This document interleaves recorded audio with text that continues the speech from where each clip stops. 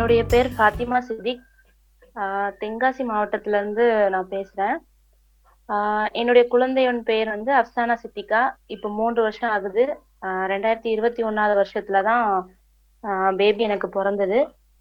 ஆஹ் எனக்கு எப்படி இந்த வீட்டு பிரசவத்துக்கு மீது ஒரு ஆர்வம் வந்தது அப்படிங்கிற என்னுடைய ஒரு அனுபவ பகிர்வை தான் நான் உங்க எல்லாத்துக்கிட்டையும் சொல்றேன். நார்மலா எனக்கு மேரேஜ் ஆகி 5 இயர்ஸ் ஆகுது. நார்மலா மேரேஜ் ஆகுது அதுக்கு முன்னாடி இருந்தே வந்து நான் வந்து மருத்துவமனை இந்த மாதிரி டேப்லெட்ஸ் எல்லாம் அதிகமா எதுவுமே எடுத்துக்க மாட்டேன். எதுனாலும் வீட்லயே நம்ம ஏதாவது இந்த கஷாயம் எல்லாம் வீட்டுல போட்டு கொடுப்பாங்க இல்லையா, அந்த மாதிரி போட்டு அந்த மாதிரி உடம்ப பார்த்துதான் இருந்தது. அப்பவுமே எனக்கு வந்து என்ன தோணும் அப்படின்னா, உடம்பு வந்து நம்மளுக்கு வந்து சரியாயிரும் தானாவே, நம்ம வந்து எந்த ஒரு மெடிசனும் எடுக்க வேண்டாம் அப்படிங்கிற ஒரு கான்செப்ட்ல தான் நாங்க லைஃப்ல வாழ்ந்துட்டு இருந்தது. அப்போ வந்து ஒரு தடவை யதார்த்தமா பேசிட்டு இருக்கும்போது என்னுடைய ஹஸ்பண்டுடைய அக்கா அவங்க வந்து ஒரு அக்குபஞ்சர் டாக்டர் கிட்ட அடிக்கடி போயிட்டு வருவாங்க. அவங்களுக்கு உடம்பு சரியில்லைன்னா அந்த அக்குபஞ்சர் கிட்ட தான் போவாங்க. அவங்களுடைய நெருங்கிய நண்பர்கள் கூட அவங்க அவங்க வந்து எங்ககிட்ட ஒரு தடவை பேசிட்டு இருக்கும்போது என்கிட்ட சொல்றாங்க, இந்த மாதிரி அவங்க வந்து எப்படின்னா இயற்கையா வாழுவாங்க. அவங்களுடைய குழந்தைகளையுமே 4 குழந்தைகளை கிட்ட, 3 குழந்தைகள் அப்போ 3 குழந்தைகளை வீட்டிலேயே டெலிவரி பார்த்துக்கிட்டாங்க. அவங்க ஹஸ்பண்டே அவங்களுக்கு டெலிவரி பார்த்தாங்க அப்படிங்கிற மாதிரி என்னுடைய ஹஸ்பண்டோடைய அக்கா வந்து என்கிட்ட சொல்லிட்டு இருந்தாங்க. அது வரைக்கும் எனக்கு ஒரு கேள்விக்குறியாதான் இருந்தது. அது எப்படி குழந்தை பேரு என்னதான் நமக்கு இது நம்ம இயற்கையா வாழ்ந்தாலும் வச்சாலும் குழந்தை பேருங்கிறது நமக்கு சாத்தியம் ஆகுமா அப்படிங்கிற ஒரு கான்செப்ட் என் மனசுக்குள்ள இருந்தது. எனக்கு ஒரு பயமும் அதுல. அது எப்படிடா, ஏன்னா நம்ம வந்து கேள்விப்படுறோம் இல்லையா, மருத்துவமனையில அப்படி நடக்குது இப்படி நடக்குது. இன்னும் நம்ம சுற்றுச்சூழல்கள் எல்லாருமே என்ன செய்வாங்க, நம்மள பயம்படுத்துவாங்க. அதனாலே எனக்கு ஒரு அந்த கான்செப்ட்ல ஒரு பயம் இருந்தது. ஆனா இவங்க சொல்லும் போது அப்ப இதுவுமே நமக்கு சாத்தியம் தானோ அப்படிங்கிற ஒரு சந்தேகம். இத வந்து நான் கேஷுவலா என்னுடைய ஹஸ்பண்ட் கிட்ட நான் சொல்றேன், இந்த மாதிரி வந்து மருத்துவத்துல இவ்வளவு தவறுகள் இவ்வளவு குளறுபடிகள் நடக்குது. நம்ம வந்து இவங்க வந்து இப்படி சொல்றாங்க, வீட்லயே அழகான முறையில அவங்க குழந்தைகளை பெற்றுட்டாங்க. அவங்க கூட அவங்க அக்குபஞ்சர் டாக்டர். ஆனா அவங்க கூட ஃபர்ஸ்ட் டெலிவரி என்னதான் செஞ்சிருக்காங்க, ஹாஸ்பிட்டல்ல தான் பார்த்திருக்காங்க. அந்த ஹாஸ்பிட்டல்ல பார்த்து அவங்களுக்கு அவங்க பட்ட வேதனையின் காரணமா தான் அவங்க அடுத்தடுத்த குழந்தைகளை வீட்டுல பெத்துக்கிட்டாங்க அப்படிங்கிற ஒரு தகவலையும் அவங்க சொல்லியிருந்தாங்க. அப்போ இதெல்லாம் அப்போ வந்து ஆஸ்பத்திரியில நடக்கக்கூடிய தவறு, ஒரு அவங்க நடக்கிற கையாண்ட விதம் எதுவும் பிடிக்காம தான் இவங்க வந்து அடுத்த குழந்தைகளை வீட்டுல பெத்துக்கிட்டாங்கிறதையும் நான் தெரிஞ்சுக்கிட்டேன். அப்ப நான் என்னோட ஹஸ்பண்ட் கிட்ட இதை சொல்லியிருந்தேன். இது வந்து ஒரு பேச்சுவார்த்தைக்கு தான் பேசப்பட்டுச்சு, இது இவ்வளவு சீரியஸா இருக்கும், இது உண்மையா நடக்கும் அப்படிங்கறத நான் அப்ப எதிர்பார்க்கல. அப்ப என்னுடைய ஹஸ்பண்ட் வந்து ஸ்ட்ராங்கா இருந்திருக்காங்க. அதுல ஒரு 1 இயர் ஆயிடுச்சு. 1 இயர் கழிச்சுதான் நான் வந்து பிரெக்னென்ட் ஆகுறேன். அப்போ வந்து பிரெக்னென்ட் ஆனோடனே எப்பவுமே நம்ம நார்மலா என்ன செய்வோம், எப்பவும் மாதிரி ஹாஸ்பிட்டல் போறது, அதே தான் நானும் செஞ்சேன்.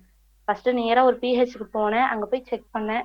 அவங்களும் நீங்க கன்சீவா இருக்கீங்கன்னு சொல்லி ஒரு நோட்டு போட்டு, அட்டை போட்டு, பிக்மி நம்பர் எல்லாமே எனக்கு கொடுத்தாங்க.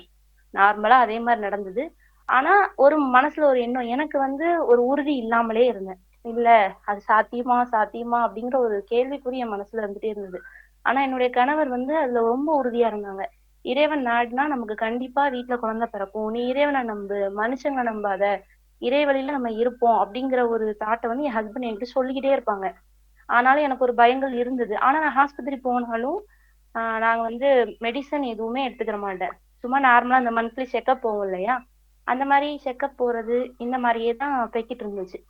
அதுக்கப்புறம் ஒரு 3 மந்த்ஸ் வரைக்கும் அந்த டவுட் எனக்கு இருந்துச்சு. அதுக்கப்புறம் 4th மந்த்ல என்ன செஞ்சேன்னா, இல்ல ஓகே, நம்ம வீட்டிலேயே குழந்தைய வந்து பெற்றெடுத்துக்கலாம், நமக்கு தைரியம் இருந்தாதான் கடவுள் நமக்கு அந்த கிருபியை நமக்கு கொடுப்பாருங்கிற ஒரு நம்பிக்கையில நானும் என்னுடைய இறைவனை சார்ந்து இறைவெளியிலேயே வீட்டிலேயே சுகப்பிரசவம் பெற்றுக்கணும் அப்படிங்கிற ஒரு உறுதிக்கு நான் வர ஆரம்பிச்சிட்டேன். சரி அப்படியே சொல்லி நம்ம அப்படியே லைஃப கொண்டு போயிடலாம் அப்படின்னு ஒரு தாட்ல இருந்துட்டு இருந்தோம். அப்ப வந்து நிறைய நம்ம எடுத்திருக்க முடிவு சரிதான் அப்படிங்கிற ஒரு அத்தாட்சியா நிறைய ஹாஸ்பிட்டல்ல என்னுடைய செக்கப்ல நிறைய குளறுபடிகள் நடந்தது. என்ன அப்படின்னா, ஸ்டார்டிங்ல நான் வந்து ஹாஸ்பிட்டல் போயிருக்கும் போது எனக்கு வந்து இந்த பிளட் செக் பண்ணுவாங்க இல்லையா, பிளட் குரூப் செக் பண்ணும்போது என்னுடைய நோட்ல என்ன எழுதி கொடுத்தாங்க அப்படின்னா, பிளட் குரூப் பி பாசிட்டிவ்னு எனக்கு எழுதி கொடுத்தாங்க. ஆனா எனக்கு தெரியும், சின்ன வயசுலயே நான் டெஸ்ட் எடுத்திருக்கேன், பி நெகட்டிவ் அப்படிங்கிறது தான் என்னோட பிளட் குரூப்ங்கிறது எனக்கு தெரியும். அப்ப நான் ஹாஸ்பிட்டல்ல கேக்குறேன், இல்ல பி பாசிட்டிவ்னு சொல்றீங்க, எனக்கு பி நெகட்டிவ் தான் அப்படின்னு நான் சொல்றேன். அவங்க நம்பல. நான் உடனே என்ன செஞ்சேன், வெளியே பிரைவேட்ல போய் செக் பண்ணி பார்த்தேன், பி நெகட்டிவ்னு கன்ஃபார்ம் ஆயிடுச்சு. மறுபடியும் என்னுடைய ஹாஸ்பிட்டல் தென்காசி ஜிஹெச்சுக்கு போய் நான் சொல்றேன், இப்படி வந்து நீங்க செக் பண்ணி கொடுத்துருக்கீங்க, ஆனா எனக்கு பி பாசிட்டிவ் கொடுத்துருக்கீங்க, ஆனா என்னுடைய பிளட் குரூப் நெகட்டிவ், இதனால ஏதாவது பிரச்சனைகள் வந்துரும்ல, நீங்க எவ்வளவு அசால்ட்டா இருக்கிறீங்க அப்படின்னு நான் கேக்குறேன். அவங்க சொல்றாங்க மறுபடியும் நம்ம செக் பண்ணி பார்ப்போம் நம்ம ஹாஸ்பிட்டல்ல அப்படின்னு சொல்றாங்க. சரி ஓகே அப்படின்னு நாங்க மறுபடியும் கவர்மெண்ட் ஹாஸ்பிட்டல்ல ஒரு செக்அப் பண்றோம். அவங்களே என்ன சொல்றாங்க, மறுபடியும் பி நெகட்டிவ் தான் உங்க பிளட் குரூப் அப்படின்னு ரிப்போர்ட் செஞ்சுட்டாங்க. அப்ப நான் அவங்க கிட்ட கேள்வி கேட்டேன், அங்க வந்திருக்க டாக்டர் கிட்ட கேள்வி கேட்டேன். அவங்க அசால்ட்டான ஒரு பதில் சொல்றாங்க. 1000 பேருக்கு செக்அப் பண்ணும்போது ரிசல்ட் மாறுறது, ரிப்போர்ட் மாறுறது இது ஒண்ணும் புதுசு கிடையாது அப்படின்னு அவங்க சொல்றாங்க. அப்போ ஒரு உயிரோட மதிப்பு அங்க எவ்வளவோ அவங்க இது எடுத்துக்கிறாங்க அப்படிங்கறத நான் அந்த நேரத்துல புரிஞ்சுக்கிட்டேன். அப்ப எனக்கு பேசுற தைரியம் கிடையாது, வீட்டுல பெத்துக்க போறோங்கிறது யார்கிட்டயும் சொல்றது கிடையாது. அதனால ஒரு பயத்தினால நான் அவங்க கிட்ட எதையுமே பேசல. சரி இவங்க இப்படி பேசுறாங்களா அப்படின்னு சொல்லிட்டு ஓகேன்ட்டு வந்துட்டேன். இது மட்டும் இல்ல, இன்னும் நிறைய குளறுபடிகள். சுகரே கிடையாது எனக்கு, சுகர் இருக்கு அப்படின்னு சொல்லி கவர்மெண்ட் ஹாஸ்பிட்டல்ல சொன்னாங்க. வெளியே போய் செக் பண்ணா அந்த சுகர் டெஸ்ட்ல வந்து நார்மலா தான் இருக்கு. பிரஷர், ஆஸ்துமா ப்ராப்ளம் இருக்கு உங்களுக்கு, இப்படி நிறைய எனக்கு என்னுடைய உடலை வந்து மோசமா இருக்கு மோசமா இருக்கு அப்படிங்கறதான் என்ன செஞ்சாங்கன்னா அவங்க காமிச்சுக்கிட்டே வந்தாங்க.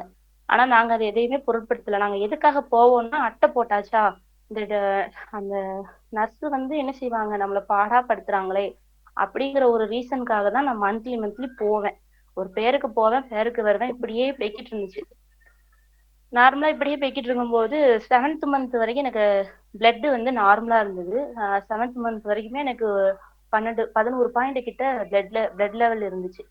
நானும் அதை நார்மலா போய்கிட்டு இருந்தேன். 7th மந்த் லாஸ்ட்ல போய் ஒரு செக் பண்ணும்போது பிளட் குரூப் வந்து பிளட் வந்து ரொம்ப குறைஞ்சிட்டுன்னு சொன்னாங்க. 8 பாயிண்ட்டுக்கு வந்துட்டு அப்படின்னு சொன்னாங்க.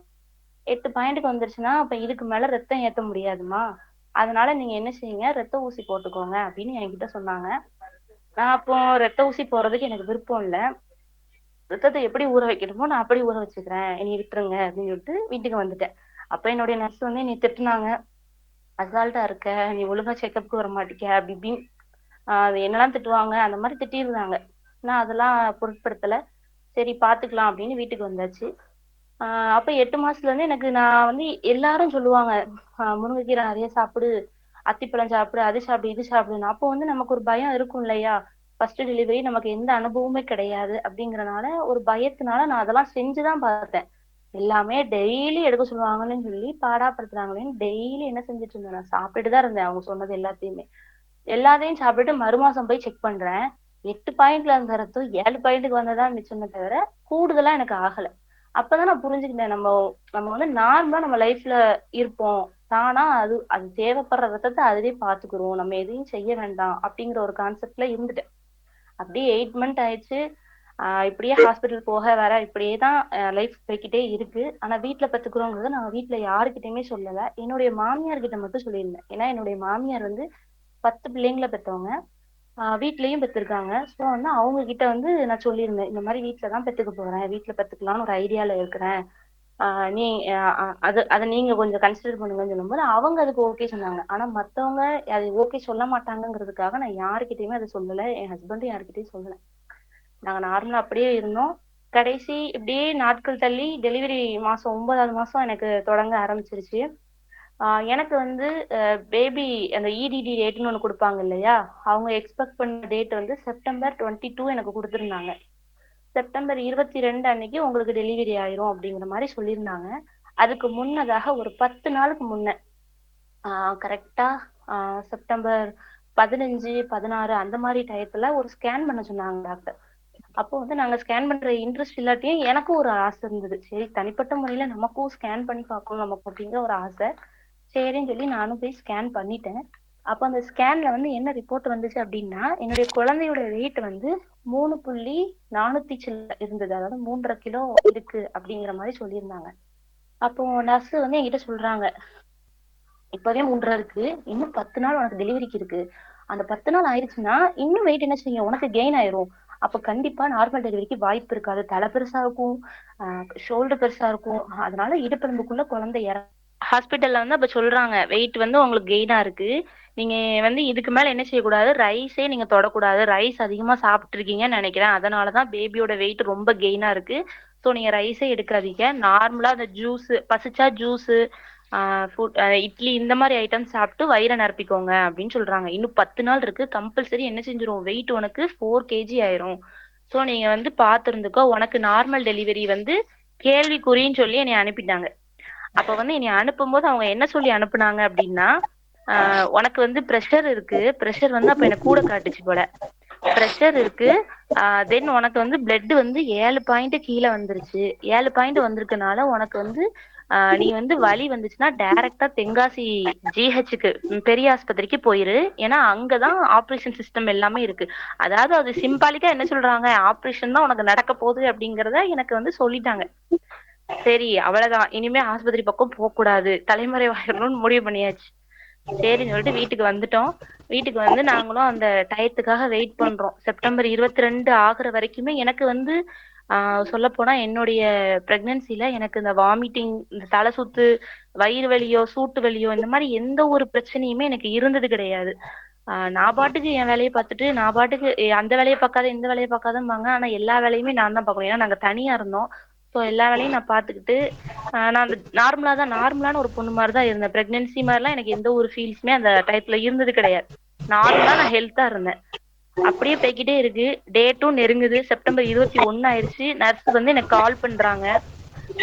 செப்டம்பர் 21 ஆயிடுச்சு, நாளைக்கு உனக்கு டேட் கொடுத்துருக்கோம் இல்லையா, நாளைக்கு வந்து நீ ஹாஸ்பிட்டல் தென்காசி போய் செக்அப் பண்ணு, அவங்க என்ன சொல்றாங்களோ நீ அதன்படி பண்ணிக்கோ அப்படின்னு எனக்கு ஒரு அறிவுரை சொல்றாங்க. நானும் சரி அப்படின்னு சொல்லிட்டு போனை கட் பண்ணிட்டேன். அதுக்கப்புறம் செப்டம்பர் 22 ஆயிடுச்சு. ஆனா எனக்கு எந்த வழியும் வரல. அப்ப நர்ஸ் வந்து எனக்கு போன் அடிச்சுட்டே இருக்காங்கன்னு சொல்லி நான் போனை என்ன செஞ்சுட்டேன், எடுக்காம அவாய்ட் பண்ண ஆரம்பிச்சிட்டேன்.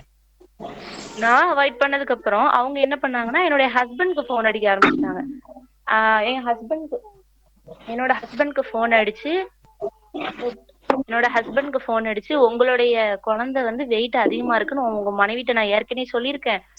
அப்போ அவங்க வந்து சொல்றாங்க, உங்க மனைவிட்ட வந்து நாங்க ஆல்ரெடி சொல்லிட்டோம், குழந்தையோட வெயிட் அதிகமா இருக்கு, உங்க மனைவிக்கு ப்ரெஷர் இருக்கு, பிளட் கம்மியா இருக்கு, ஸோ வந்து அதுவும் ரேர் குரூப் பிளட். அதனால நீங்க என்ன செய்றீங்க, நீங்க ஹாஸ்பிட்டல் கூட்டு போங்க, உங்க மனைவி பேச்ச கேட்காதீங்க. அப்புறம் இப்படியே நீங்க இருந்தீங்கன்னா உங்க குழந்தை இல்ல உங்க மனைவி யாராவது ஒரு உயிருக்கு ஏதாவது ஆச்சுன்னா நீங்க என்ன செய்வீங்க அப்படின்னு ஒரு கேள்வி. என் வீட்டுக்காரங்க, இல்ல அவ வந்து அவங்க அம்மா வீட்டுக்கு போறா அப்படி இப்படின்னு சொல்லி ஏமாத்திட்டாங்க. நர்ஸ் வீட்டுக்கு வரக்கூடாதுங்கிறதுக்காக அவங்க அம்மா வீட்டுக்கு போயிட்டா அப்படின்னு போய் சொல்லிட்டாங்க. ஆனா நான் இங்கதான் இருந்தேன். அப்படியே நாட்கள் போய்கிட்டே தான் இருக்கு. பக்கத்துல இருக்கவங்களும் கேட்க ஆரம்பிச்சிட்டாங்க, என்னப்பா செப்டம்பர் 22 டேட் சொன்னேன், ஆனா உனக்கு அக்டோபர் மாசம் பிறந்துருச்சு, இன்னும் உனக்கு எந்த ஒரு இதுவும் தெரியலையே என்னன்னு கேட்டப்போ எல்லார்கிட்டயும் ஒரு பொய் தான் சொல்லி வச்சிருந்தோம். என்னன்னா நாங்க இன்னொரு ஸ்கேன் எடுத்தோம், குழந்தை கொஞ்சம் தள்ளி கரு வந்து லேட்டா பிடிச்சிருக்கு, ஸோ வந்து அக்டோபர் 10 வரைக்கும் நீங்க வெயிட் பண்ணலாம் அப்படிங்கிற மாதிரி சொல்லியிருக்கிறாங்க அப்படின்னு வந்து நான் சொல்லிட்டேன். அவங்க கிட்ட எல்லாரையும் அப்படிதான் சொல்லி மேனேஜ் பண்ணி வச்சிருந்தேன். ஏன்னா யாரும் இன்ஃபர்மேஷன் கொடுத்துடக்கூடாது அப்படிங்கிறதுக்காக. அப்படியே சொல்லி அப்படியே இருந்தோம். ஆனா எனக்கு வலி வந்து கடைசி அப்புறம் எப்போ வந்தது அப்படின்னா, இவங்க கொடுத்த டேட்டையும் மீறி 16 நாள் கழிஞ்சிருச்சு. அக்டோபர் 8ஆம் தேதி நைட்டு ஒரு 10 o'clock இருக்கும். அந்த 10 o'clock டயத்துல தான் நைட்டு ஒரு 11 மணிக்கு தான் லேசா ஒரு வயிறு வலி எனக்கு வர ஆரம்பிச்சது. அப்பதான் நான் உணர்ந்தேன். அதுக்கு நாளே வந்து அப்போ வந்து அந்த டைமிங் வந்து ரொம்ப தள்ளி போனனால எனக்குமே மனசுல ஒரு பயம் இருந்தது. என்னடா இவ்வளவு நாள் தள்ளி போகுமா, இது வந்து சாத்தியமா, இவ்வளவு நாள் தள்ளி போனா, ஒரு நாள் தள்ளி போனாலே ஏதாவது ஆயிரும்னு சொல்றாங்களா, நமக்கு 16 நாள் ஆயிருச்சு, என்னடா ஒரு மாசமே ஆயிரும் போலயே அப்படின்னு ஒரு பயத்துல நானும் நிறைய பேர்ட்ட சர்ச் பண்ணுவேன். அப்போ வந்து அந்த அக்குப்பஞ்சர் டாக்டர்னு சொன்னேன் இல்லையா, அவங்க கிட்ட என் ஹஸ்பண்ட் கன்சிடர் பண்ணும்போது அவங்க சொன்னாங்க, இறைவன் எந்த நேரத்தை நாடி இருக்கானோ அந்த நேரத்துலதான் அந்த குழந்தை வந்து வெளியேறும், நீங்க நினைக்கிற நேரத்துக்கோ நான் சொல்ற நேரத்துக்கோ வெளியேறாது அப்படிங்கிற மாதிரி ஒரு சொல்லியிருந்தாங்க. சரின்னு சொல்லி நாங்களும் நம்பிக்கையா இருந்துகிட்டே இருந்தோம். முத நாள் அப்ப முத நாள் நாளைக்கு குழந்தை பிறக்க போகுதுன்னா அதுக்கு நாள் தான் என்ன செஞ்சுட்டா எனக்கு வலி வர ஆரம்பிக்குது. நைட்டு ஒரு 11 மணிக்கு தான் எனக்கு லைட்டா வலி வருது. வலி லைட்டா விட்டு விட்டு வருது. வருது ஒரு அரை மணி நேரம் நின்றுது, அதுக்கப்புறம் ஒரு அரை மணி நேரம் கழிச்சு வருது, அரை மணி நேரம் கழிச்சு இப்படியே ஒரு மணி வரைக்கும் வயிறு வலி வந்தது. அப்ப இன்னொரு பாயிண்ட் என்ன அப்படின்னா, என்னுடைய மாமியார் 10 பிள்ளைங்களை பெற்றவங்க. அவங்க வந்து என்கிட்ட என்ன சொல்லியிருந்தாங்க அப்படின்னா, கண்டிப்பா உனக்கு வீட்டுல குழந்தை பிறக்கும், நீ நம்பிக்கையா இருக்குல்ல, கடவுள் வந்து உனக்கு உதவி செய்வாரு அப்படின்னு சொல்லியிருந்தாங்க. ஆனா எங்க மாமியாரே என்ன செஞ்சாங்க, அன்னைக்கு நைட்டு போன் அடிச்சு அவங்களுக்கு பயம் கொடுக்க ஆரம்பிச்சிருச்சு அவங்களுக்கே. ஏன்னா இந்த சுற்றுச்சூழல் அவங்களை அவ்வளவு பயம் காட்டியிருக்கு அப்படிங்கறத நான் புரிஞ்சுக்கிட்டேன். எங்க மாமியார் நைட்டு போன் அடிச்சு சொல்றாங்க, ஏமா நீ பயப்படாத, நீ வந்து ஆஸ்பத்திரி போனா ஆபரேஷன் ஆயிரும், நீ ஏன் பயப்படுற, நமக்கு தெரிஞ்ச நர்சுமார்லாம் இருக்காங்க, நாளைக்கு காலையில நான் உன் வீட்டுக்கு வரேன். ஏன்னா அவங்க இருக்கிற ஒரு இடமும் நான் இருக்கிற இடமும் கொஞ்சம் தூரம், ஒரு 1.5 மணி நேரம் டிராவல் ஆகும். ஸோ அவங்க சொல்றாங்க, நைட்டு நாளைக்கு காலையில நான் வருவேன், நீ வந்து ரெடி ஆயிரு, நமக்கு தெரிஞ்ச ஒரு டாக்டர்கிட்ட உன்னை நான் கூட்டு போறேன், அவங்க வந்து என்ன செய்வாங்க, உன்னைய வந்து சுகப்பிரசவம் ட்ரை பண்ணுவாங்க அப்படிங்கிற மாதிரி எங்களுடைய மாமியார் என்கிட்ட சொல்றாங்க. அப்போ எனக்கு ஒரு பயம். இவ்வளவு நாளா நம்ம வந்து காத்திருந்தது, நாளைக்கு காலையில இவங்க வந்துட்டாங்கன்னா நம்ம என்ன செய்யறது அப்படிங்கிற ஒரு பயத்துல இருக்கும்போதுதான் நைட்டு எனக்கு பெயின் வர ஆரம்பிச்சிருச்சு. பெயின் வந்து ஒரு 2 மணி 3 மணி வரைக்குமே நார்மலா பெயின் தான் வந்துட்டு இருந்துச்சு. ஒரு அரை மணி நேரத்துக்கு ஒருக்க ஸ்டாப் ஆகி 1/4 மணி நேரத்துக்கு ஒருக்க ஸ்டாப் ஆகி டைமிங் குறைஞ்சிக்கிட்டே வந்தது. அதுக்கப்புறம் ஒரு 5 மணி வரைக்குமே அந்த பெயின் இருந்துச்சு. அப்போ 11 மணிக்கு என்ன ஆச்சுன்னா எனக்கு தண்ணி தண்ணி குடம் வந்து உடஞ்ச மாதிரி ஒரு ஃபீல். அதாவது நீர் வந்து எண்ணெய் அறியாமலேயே போய்கிட்டே இருந்துச்சு. அப்ப நான் நினைச்சேன் ஒருவேளை தண்ணி குடம் உடஞ்சிருக்கும் அப்படிங்கறத நான் உணர்ந்துக்கிட்டேன். பாத்ரூம் போக வர இப்படியே தான் இருந்துட்டே இருந்துச்சு. 5 5:30 மணி வரையும் ஆயிடுச்சு. ஆனாலுமே என்ன செய்யல, குழந்தை பிறக்குற மாதிரி எந்த சிம்டம்ஸும் தெரியல. ஆனா வலி இருந்துகிட்டே இருந்தது. அதுக்கப்புறம் கொஞ்ச நேரம் கழிச்சு ஒரு 6 6:15 இருக்கும்போதுதான் ரொம்ப பெயின், அடக்கவே முடியல, என்னால நிக்க முடியல, நடக்க முடியல, உட்கார முடியல, ரொம்ப பெயின் அனுபவிக்கும் போதுதான் தலை வெளியே தெரியுது அப்படின்னு என்னுடைய கணவர் சொன்னாங்க. அப்ப நானும் என்னுடைய கணவர் மட்டும்தான் அந்த இடத்துல இருக்கிறோம், வேற யாரும் கிடையாது. என்னுடைய கணவருடைய உறுதுணையாலதான் நான் கூட வலி வரும்போது புலம்பியிருக்கேன். ஆனா எனக்கு தெரியல. அப்ப என் ஹஸ்பண்ட் சொல்றாங்க, நம்ம வந்து இவ்வளவு நாள் கஷ்டப்பட்டது இறைவன் நமக்கு இலகுவாக்கி தருவான், நீ தைரியமா இரு அப்படிங்கிற ஒரு தைரியத்தை மட்டும்தான் என்னுடைய கணவர் எனக்கு கொடுத்துட்டே இருந்தாங்க. அவருடைய சப்போர்ட் தான் எனக்கு இது வரைக்கும், இறைவனுடைய நாட்டத்துல அவங்களுடைய சப்போர்ட் தான் எனக்கு அதிகமா இருந்தது. அதுக்கப்புறம் ஒரு 6 மணி இருக்கும். 6 மணி இருக்கும் போது லைட்டா தலை தெரிஞ்சுச்சுன்னு சொல்றாங்க. தலை தெரியுது பாத்தி அப்படின்னு சொல்றாங்க என்கிட்ட. சரி அப்படின்ட்டு தலை வலி நல்லா வந்துட்டே இருக்கு, தலையும் தெரிஞ்சிருச்சு. ஆனா தலை கொஞ்சம் ஓரளவுக்கு வெளியே வந்திருக்கு. ஒரு 10 15 நிமிஷத்துக்கு வலி இல்லாம அப்படியே ஸ்டாப் ஆயிடுச்சு. ஒரு 15 நிமிஷத்துக்கு குழந்தையோட தலை தெரிஞ்சும் வெளியே வரல, அப்படியே வலியும் இல்ல. நான் ஸ்டாப்ல அப்படியே அப்படியே ஒரு அமைதியான ஒரு இதுல இருக்கும். கொஞ்ச நேரம் கழிச்சு என்ன ஆகுதுன்னா மறுபடியும் அந்த பெயின் வருது. பெயின் வரும்போது எனக்கு முக்கணும்னு தோணுச்சு. நானும் அதே மாதிரி முக்குனேன். ஒரு ஒரு செகண்ட்லயே என்னுடைய பாப்பா வந்து வெளியே வந்துட்டா. வெளியே வந்தோடனே என்னோட பாப்பா அழலாம் இல்ல, ஹாஸ்பிட்டல்ல சொல்ற மாதிரி அழணும், அந்த பிள்ளைய அடிக்கணும் அப்படிலாம் சொல்லியிருப்பாங்க. ஆனா அது இந்த மாதிரிலாம் எதுவுமே இல்லை. இது அழல. ஆனா கண்ணை திறந்து பார்த்தா என்னைய. கண்ணை திறந்து பார்த்தோன்னே சரி நம்ம குழந்தை கண்ணை திறந்து பாத்துருச்சு அப்படிங்கிற ஒரு நிம்மதி பெருமூச்சு எனக்கு அப்பதான் வருது. வந்த ஒரு 5 மினிட்ஸ் இருக்கும். நஞ்சு பையுமே ஆட்டோமேட்டிக்கா அடுத்து இன்னொரு தடவை லேசா முக்கணும்னு தோணுச்சு, முக்குனேன். அதே மாதிரி நஞ்சு பையுமே எனக்கு என்ன செஞ்சிருச்சு, உடனே வந்துருச்சு. அதுக்கப்புறம் என்னுடைய ஹஸ்பண்ட் வந்து என்னுடைய குழந்தைய கேர் பண்ணிக்கிட்டாங்க. நான் எந்திரிச்சு போய் நானே குளிச்சிட்டேன். எனக்கு வந்து எல்லாம் சொல்லுவாங்க வெந்நி போட்டு குளிக்கலாம், இப்பவும் சொல்லுவாங்க நீ அப்பவே பச்சை தண்ணியில போய் குளிச்சிருக்க உனக்கு ஃபிக்ஸ் வந்துடும் அப்படின்னு. என்னோட உடம்புக்கு பச்சை தண்ணி தான், எனக்கு வந்து வெந்நி குளிக்கிறதுக்கு ஆகாது அப்படின்னு. அந்த நேரத்துலயுமே நான் போய் என்னுடைய பச்சை தண்ணியில தான் நான் போய் நல்லா குளிச்சுட்டு நானும் வந்துட்டேன். என்னோட குழந்தையும் கிளீன் பண்ணி வச்சுட்டாங்க. ஒரு 1 hour கழிச்சுதான் என்ன செஞ்சா, என்னோட குழந்தை வந்து அழுக ஆரம்பிச்சா. அதுக்கப்புறம் அந்த அழுக சத்தம் அப்பதான் கேக்குது. அதுக்கப்புறம் அப்படியே அந்த மருட்டியை வந்து நாங்க வந்து என்ன செய்யல, வெட்டி எடுக்கல. அப்போ வந்து அந்த அக்குப்பஞ்சர் டாக்டர் எங்களுக்கு அப்ப என்ன பண்ணணும்னு தெரியாதுங்கிறதுனால நாங்க அந்த அக்குப்பஞ்சர் டாக்டர் கிட்ட தான் கேக்குறோம். அவங்க சொல்றாங்க தானா அது காயட்டும் விட்டுருங்க, காஞ்சதுக்கு அப்புறம் நம்ம வெட்டிக்கலாம் அப்படிங்கிற மாதிரி சொன்னாங்க. நாங்களும் அந்த இதை கிளீன் பண்ணி மருட்டியை கிளீன் பண்ணி நல்லா பொடியெல்லாம் போட்டு நீட்டா வச்சுட்டோம். அதுக்கப்புறம் குழந்தை பிறந்து நார்மலா கொஞ்ச நேரம் கழிச்சு ஒரு 2 மணி நேரம் கழிச்சு அவங்க எல்லாரும் சொன்னாங்க அந்த பிள்ளைக்கு வந்து தொண்டை காந்த ஆரம்பிச்சிரும், ஸோ நீ வந்து என்ன செய்யணும் அப்படின்னா பால் கொடுத்துக்கிட்டே இருக்கணும் எடுத்து எடுத்து அப்படின்னு சொல்லி சொன்னாங்க. ஆனா அவ வந்து பசிக்கு அழலை அப்படிங்கிறது எனக்கு நல்லா தெரிஞ்சது.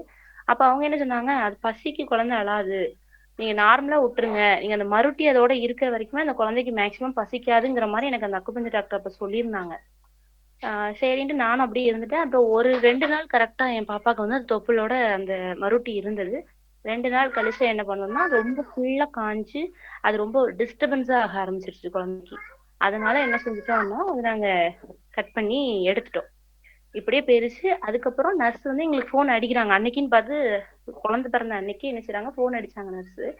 அப்ப நாங்க நர்ஸ் கிட்ட சொல்றோம் இல்ல குழந்தை பிறந்துட்டு, நாங்க அவங்கள ரொம்ப பாடாப்படுத்தினால எதுவுமே கேட்கல. குழந்தை பிறந்துருச்சாப்பா என்ன வெயிட் அப்படின்னு கேட்டாங்க. இன்னொரு இதுல சொல்ல வேண்டிய மெயினான பாயிண்ட் அப்படி என்னன்னா, அவங்க என்ன சொன்னாங்க, 3 கிலோ இருக்கவங்க பேபி இன்னும் 10 நாள் உன் வயித்துல இருந்தா அது 4 கிலோவா மாறிடும் சொன்னாங்க. ஆனா அவங்க சொன்னதுல இருந்து டேட் தள்ளியே எனக்கு 17 நாள் கழிச்சுதான் குழந்தை பிறந்தது. அப்ப மொத்தம் அவங்களுடைய கணக்குக்கு 27 நாள் கழிச்சு. ஆனா என்னோட குழந்தையோட வெயிட் எவ்வளவு இருந்தது தெரியுமா, 2,900 தான் என்னுடைய குழந்தையோட வெயிட் இருந்துச்சு. பிறந்த டயத்துல என்னோட குழந்தையோட வெயிட் 2.75 கிலோ தான். மேக்சிமம் அவ்வளவு வெயிட் எல்லாம் இல்ல. அவங்க அப்ப எதுக்காக அப்படி சொல்லி என்னைய பயன்படுத்தினாங்கிறது என்னுடைய இப்ப வரைக்கும் எனக்கு அது வந்து ஒரு கேள்விக்குறிதான். அது எப்படிடா 4 கிலோன்னு சொன்னாங்க, ஆனா சம்மந்தமே இல்லாம கூட பிள்ளை வயித்துக்குள்ள இருந்திருக்கு, ஆனாலும் நமக்கு இவ்வளவு கம்மியான வெயிட்ல பிறந்திருக்கே அப்படிங்கிறது எனக்கு ஒரு பயங்கர ஷாக்காவே இருந்தது.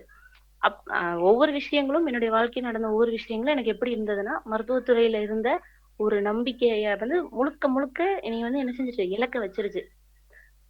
அதுக்கப்புறம் நார்மலா அப்படியே போயிட்டே இருந்துச்சு. அப்போ வந்து என்னுடைய அறிவு என்னவா இருந்தது அப்படின்னா, எனக்கு வந்து அவங்க அக்குபஞ்சர் டாக்டர் அவங்க இருந்தாங்க இல்லையா, அவங்க வந்து என்ன சொல்லியிருந்தாங்கன்னா, சட்டப்படி இது வந்து தப்பு வீட்டுல குழந்தை பெத்துக்கிறது. சோ நீங்க வந்து வெளியே யார்கிட்டயுமே சொல்லாதீங்க, பெர்த் சர்டிபிகேட்லாம் இப்ப அப்ளை பண்ணக்கூடாது அப்படிங்கிற மாதிரி சொல்லியிருந்தாங்க. அதனால நானுமே என்ன செஞ்சுட்டேன், வெளியே யார்கிட்டயுமே சொல்லல குழந்தை பிறந்தத. பெர்த் சர்டிபிகேட்டுக்கும் அப்ளை பண்ணாம இருந்துட்டோம்.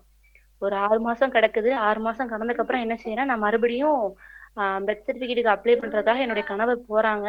ஆனா போற இடத்துலலாம் என்ன செய்யறாங்க, நீங்க ஹாஸ்பிட்டல் கூட்டு வாங்க, நீங்க முதல்ல கூட்டு வாங்க, உங்க பிள்ளையும் உங்க பொண்டாட்டியும் நாங்க செக் பண்ணிட்டு ஊசி எல்லாம் போட்டாதான் நாங்க தருவோம் அப்படிங்கிற ஒரு திமிரான பேச்சு மட்டும்தான் எங்களுக்கு பதிலா வந்தது. திரும்ப திரும்ப நாங்களும் போய்கிட்டே இருந்தோம். ஆனா எந்த ஒரு வேலையுமே நடக்கல. இங்க சுகாதாரத்துறை ஆபீஸ் இருக்குமே, அங்க போய் இப்படி வீட்டுல குழந்தை பிறந்திருக்கு அப்படின்னா, நீ போப்பா போய் நர்ஸு கிட்ட போய் கையெழுத்து வாங்கிட்டு வா, வீட்டுலதான் பிறந்துச்சு, நான் அதுக்கப்புறம் நான் பதிவு செய்யறேன் அப்படிங்கிற ஒரு இலக்கார பேச்சு மட்டும்தான் என்ன செய்யுதுன்னா வந்துகிட்டு இருந்தது. இப்படியே போயிருச்சு, நாட்கள் கடந்துருச்சு. அப்பவும் வரைக்கும் எனக்கு வந்து ஒரு கவலை தான், சார் நம்ம வீட்டுல பெத்துட்டோம், ஆனா பெர்த் சர்டிபிகேட் எடுக்க முடியாம நம்ம குழந்தைக்கு இவ்வளவு வருஷம் கடத்திருமே, 2 வருஷம் ஆயிடுச்சு, ஆனாலும் எனக்கு என்ன செய்யல, பெர்த் சர்டிபிகேட் கிடைக்கல. அலைஞ்சு திரிஞ்சு நாங்களும் எவ்வளவு பெரிய பெரிய ஆட்கள்லாம் வச்சு பேசி பார்த்தோம், இந்த கட்சி ஆட்கள் அந்த மாதிரி ஆட்கள்லாம் வச்சு பேசி பார்த்தோம், ஆனா எதுவுமே எங்களுக்கு பலனளிக்கல. அப்பதான் எனக்கு இந்த குரூப்போடைய, வீட்டுல குழந்தை பெற்ற குரூப்போடைய லிங்க் எனக்கு கிடைக்குது. அதுவுமே என்னுடைய கணவருடைய அக்காவோட மூலமா தான் அந்த குழுவுடைய அனு இது லிங்க் கிடைக்குது.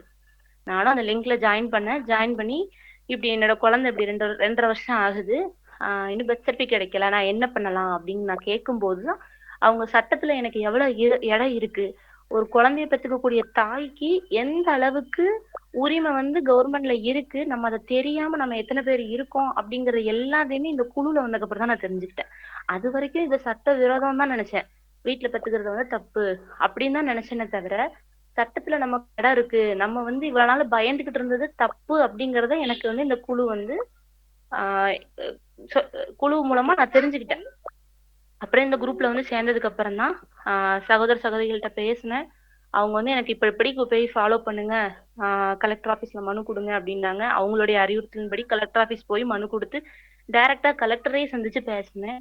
அவங்ககிட்ட பேசிட்டு நான் வந்ததுக்கு அப்புறம் தான் இந்த சுகாதாரத்துறை என்ன சொன்னாங்க, நீ வந்து ஒரு நர்ஸு கிட்ட போப்பா அப்படின்னாங்க. ஆனா நாங்க அங்க போனோன்னே டைரக்டா என் வீடு தேடி வந்தாங்க. ஒரு 4 நாள்ல 4 நாளா சுகாதாரத்துறை என் வீட்டுல வந்து, நீ என்னப்பா அங்க போய் கம்ப்ளைண்ட் பண்ணிருக்க அப்படின்ட்டு என்கிட்ட வந்து கேக்குறாங்க. நான் சொல்றேன், நீங்க தான் எந்த ஸ்டெப் எடுக்கலையே சார், அதான் நான் அங்க போய் கம்ப்ளைண்ட் பண்ணிட்டேன் அப்படின்னு நான் சொன்னதுக்கு அப்புறம், நாங்க வந்து நீங்க நர்ஸு கிட்ட வாங்கிட்டு வாங்க, உங்களுக்கு சுலபமான வழியை சொல்லி கொடுத்தோம், நீங்க அதை புரிஞ்சுக்காம நீங்க அங்க போய் கம்ப்ளைண்ட் பண்ணிக்கிட்டீங்க அப்படி இப்படின்னு அவங்க இஷ்டத்துக்கு என்னெல்லாமோ பேசினாங்க. நாங்க அதுக்கப்புறம் அங்க கொடுத்ததுக்கு அப்புறம் தான் சுகாதாரத்துறை மூலமா எங்களுக்கு என்ன செஞ்சுச்சு, இந்த குழந்தை வந்து இங்கதான் பிறந்துச்சுன்னு சொல்ல மாதிரி இங்க வந்து என்ன செஞ்சாங்க, விசாரிச்சாங்க. எல்லாத்தையும் விசாரிக்கும் போது ஆமா வீட்டுலதான் குழந்தை பிறந்துச்சு அப்படிங்கறத கன்ஃபார்ம் பண்ணதுக்கு அப்புறம் அவங்க வந்து என்ன பண்ணாங்கன்னா, கோட்டாட்சியர் ஆபீஸுக்கு எழுதி கொடுத்தாங்க, வீட்டுல தான் குழந்தை பிறந்திருக்கு, ஆனா ஆஹ் பதியாம இருந்துட்டாங்க, 3 வருஷமா பதியாம இருந்திருக்காங்க அப்படிங்கிற மாதிரி ஒரு லேட் சர்டிபிகேட் ஒண்ணு கொடுத்தாங்க. இப்ப அதையெல்லாம் முடிச்சு இப்பதான் கோட்டாட்சியர் ஆபீஸ் ஆர்டிஓ ஆபீஸ்ல போய் நான் என்ன செஞ்சிருக்கேன், பெர்த் சர்டிபிகேட்டை இது அப்ளை பண்ணிட்டு வந்திருக்கேன். அவங்க இனிமே ரிஜிஸ்டர் பண்ண உடனே எனக்கு கூடிய சீக்கிரத்துல கிடைச்சிரும் அப்படின்னு சொல்லியிருக்கிறாங்க. அதுக்கு முழுக்க முழுக்க காரணமா இருந்தது இந்த குழுவில உள்ள உறுப்பினர்கள் தான். அவங்களுக்கு நான் நன்றி சொல்ல கடமைப்பட்டிருக்கேன் இந்த இடத்துல. இன்னொரு விஷயம் என்ன அப்படின்னா, எல்லாருக்குமே உள்ளது பயம். இந்த பயத்தை வந்து நான் எல்லா பெண்களுக்கும் சொல்ல விரும்புறது இது ஒண்ணுதான், நம்ம வந்து எதுக்குமே பயப்படாம நம்ம வந்து உண்மையை அறிஞ்சு நம்ம உடல் உடல் வந்து தன்னைத்தானே சரி பண்ணிக்கிறோம் அப்படிங்கிறத அவங்க புரிஞ்சுக்கிட்டு நம்ம வீட்டுல சுகப்பிரசவம் பெத்துக்கணும் அப்படின்னு நான் நினைச்சு வீட்லயே பெத்து அவங்களுடைய உரிமையை அவங்க மீட்டுக்கணும் அப்படிங்கறதுதான் நான் நினைக்கிறேன். இன்னொரு விஷயம், நிறைய இந்த குரூப்ல நான் பார்க்கும்போது நிறைய சகோதரிகள் சொல்றாங்க, அவங்களுடைய டெலிவரிய ஹாஸ்பிட்டல்ல பண்ண டெலிவரிஸ் எல்லாம் சொல்றாங்களா, அப்போ வந்து அது ரொம்ப வேதனையா இருக்கும், இவ்வளவு கொடூரம் நடக்குதா ஹாஸ்பிட்டல்ல அப்படின்னு. ஆனா அதெல்லாம் இல்லாம கடவுள் வந்து முதல் குழந்தைக்கே எனக்கு வந்து அருள் புரிஞ்சிருக்காரு அப்படிங்கும்போது ரொம்ப சந்தோஷமா இருக்கு. ஆஹ் அடுத்து நான் இப்போ வந்து செகண்ட் பிரெக்னன்சில இருக்கேன். 6 மாசம் ஆகுது. எனக்காக இந்த குரூப் இப்போ இணைஞ்சிருக்க எல்லாருமே எனக்காக நீங்க இறைவனை பிரார்த்திச்சுக்கோங்க அப்படின்னு கேட்டுக்கிறேன். அவ்வளவுதான். சிறப்புமா ஃபாத்திமா. ஒரே ஒரு நிமிஷம் நான் எடுத்துக்கிறேன். முதல்ல வந்து ஃபாத்திமாவுக்கு வந்து நான் வந்து மனதார வாழ்த்துக்கள், பாராட்டுக்கள், நன்றி சொல்கிறோம்மா. ரொம்ப அருமையான உங்களோட அனுபவ பகிர்வு. ஏன்னா சில கசப்பான விஷயங்கள் வந்து நமக்கு வந்து நம்மளோட முன்னோக்கி தெளிவான பாதையில் வந்து நம்மளை கொண்டு செல்லும். அதுக்கு உங்களோட அனுபவம் வந்து மிக சிறந்த உதாரணமாக இருந்துச்சு. இப்போ நிறைய பேர் வந்து உங்கள்கிட்ட சந்தேகங்கள் கேட்குறதுக்கு ஹேண்ட் ரைஸ் பண்ணியிருக்கிறாங்க. நம்ம இப்போ சந்தேகத்துக்கான நேரத்தை நம்ம கொடுப்போம். ஒருத்தராக உங்களோட சந்தேகங்களை நீங்கள் கேட்கலாம். சுஹு லக்கி அப்படின்றவங்க ஹேண்ட் ரைஸ் பண்ணிருக்கீங்க, உங்க சந்தேகம் கேளுங்க. சுஹு லக்கி. அடுத்து வந்து ஹாஜா ஷரீஃப். ஹலோ. குழந்தைக்கு கோல்டு அந்த ஃபீவர் சமயத்துல எல்லாம் கை உதறல் எடுக்குது. அதை எப்படி சரி பண்றது? நீங்க நம்ம குழுல இருக்கீங்களாமா? இருக்கோம். எந்த குழுல இருக்கீங்க? எத்தனை நம்பர்? 2வது குழு. சரி சரி, இப்பதான் இணைஞ்சிருக்கீங்க. 2வது குழுல இருக்கீங்களா? பதிவுகள்லாம் பாக்குறோம்டா. என்ன என்ன வழிமுறையில இருக்கீங்கம்மா நீங்க? இயற்கை வழிமுறையில தான் இருக்கோம். பசிச்சு சாப்பிடுறது, தாகம் அடிச்சா தண்ணி குடிக்கிட்டு. சரி, அந்த மாதிரி ஃபீவர் சரியில வந்தா என்ன செய்றீங்க நீங்க? உதற எடுத்து பயந்துக்கிறான். அரவணைப்பு வைங்க. எவ்வளவு நாள் குழந்தை? 2 எவ்வளவு நாள் குழந்தைமா? 2 மாசத்துக்கு 2 மாசத்துக்கு குழந்தை. 2 மாசம் குழந்தையா? குழுல பதில் சொல்லலாமா இதுக்கு? நீங்க 2வது குழுலயா இருக்கீங்க? சரி. குழுல பதில் சொல்லுங்க. சரிம்மா, குழுல பதில் சொல்றேன். ஹலோ. சொல்லுங்க சிஸ்டர். நான் வந்து திருநெல்வேலியில இருந்து பேசுறேன். சரிங்களா. நான் வந்து ஆக்சுவலா எனக்கு ஃபர்ஸ்ட் பேபி சிசேரியன் தான். ஏன்னா கொரோனா டைம்ல வேற வழியே இல்லாம சிசேரியன் பண்ணக்கூடிய சிச்சுவேஷன்ல பண்ணிக்கிட்டேன். ஆனா 2வது குழந்தை வந்து நான் வீட்டு பிரசவம் தான் ட்ரை பண்ணேன். நீங்க எவ்வளவு சொல்றீங்களா நிறைய பிரச்சனைகள், இதே மாதிரி நானும் நிறைய பிரச்சனைகளை அனுபவிச்சு வீட்டு பிரசவம் தான் ட்ரை பண்ணுவேன்னு சொல்லிட்டு ரொம்ப விடாப்பிடியா இருந்தேன். ஏன்னா எனக்கு பாத்தீங்கன்னா சனிக்கிழமை பனிக்குடம்லாம் உடஞ்சிடுச்சு காலையில. நான் 1 டே ஃபுல்லா வீட்டுலதான் இருந்தேன். ஹாஸ்பிட்டலுக்கே நான் போகல. 2 நாள் சமாளிச்சு இருந்துட்டேன். ஆனா லாஸ்ட் வரைக்கும் நான் ட்ரை பண்ணி நான் ரொம்ப புஷ்அப் பண்ணி எல்லாமே பண்ணினேன். ஆனா கடைசி வரைக்கும் எனக்கு பாப்பா வந்து வெளியே வரவே இல்லை. எந்த அளவுக்கு நான் புஷ் பண்ண ஒரு கிரீன் கலர்ல ஒரு லிக்யூட் மாதிரி தான் வெளியே வர ஆரம்பிச்சு.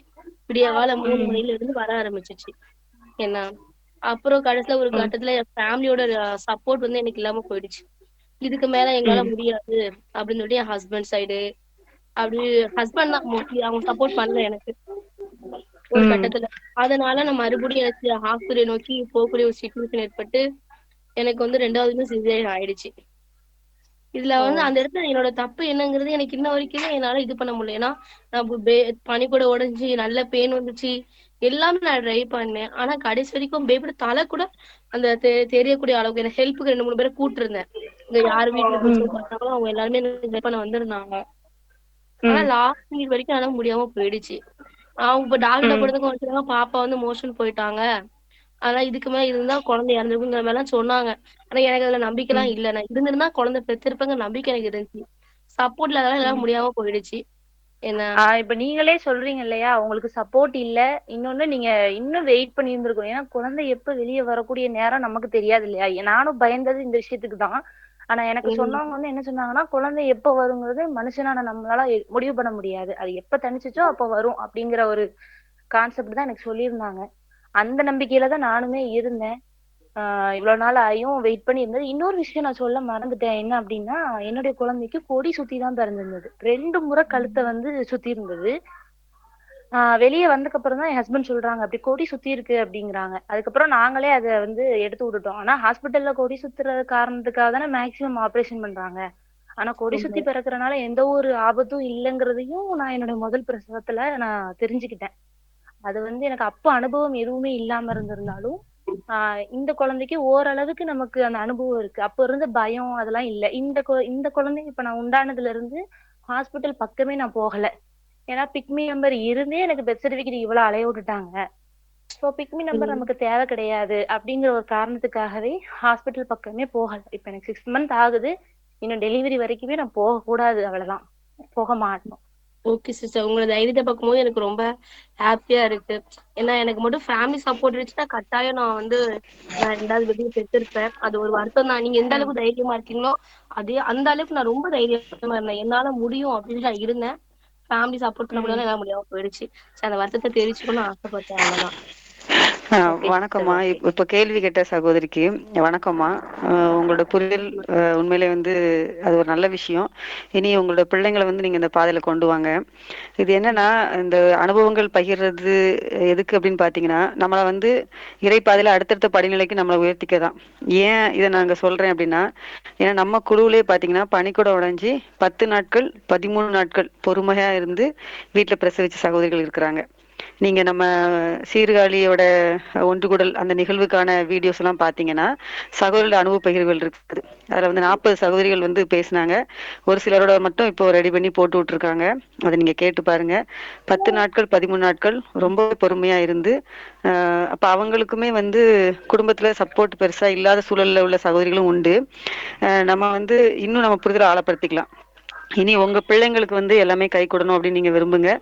இப்ப 2 சிசேரியன் ஆயிடுச்சு அப்படின்னு கூட நீங்க யோசிக்க வேண்டாம். ஏன்னா நம்ம குழுவிலே பாத்தீங்கன்னா 2 சிசேரியனுக்கு அப்புறம் 3வது 4வது 5வது குழந்தையை பிரசவிச்ச சகோதரி இருக்கிறாங்க. இப்ப கை குழந்தை இருக்கனாலதான் கொஞ்சம் குரூப்ல வந்து அடிக்கடி வர முடியாத சூழல். அப்போ இங்க என்னன்னா நம்ம புரிதலை தான் நம்ம ஆழப்படுத்திக்கணும்.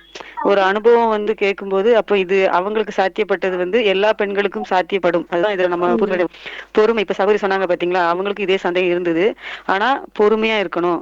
அந்த கருத்து அணிச்சது வந்து எப்போன்னு யாருமே அறியாதபடி அதே மாதிரி அது அம்மாவை வந்து உண்மையான காரியம் அங்க என்ன நடக்கும்னா அம்மாவையும் ரெடி பண்ணி குழந்தை வந்து வெளியேறும். அப்ப அங்க நம்ம இருக்க வேண்டியது பொறுமை மட்டும்தான்.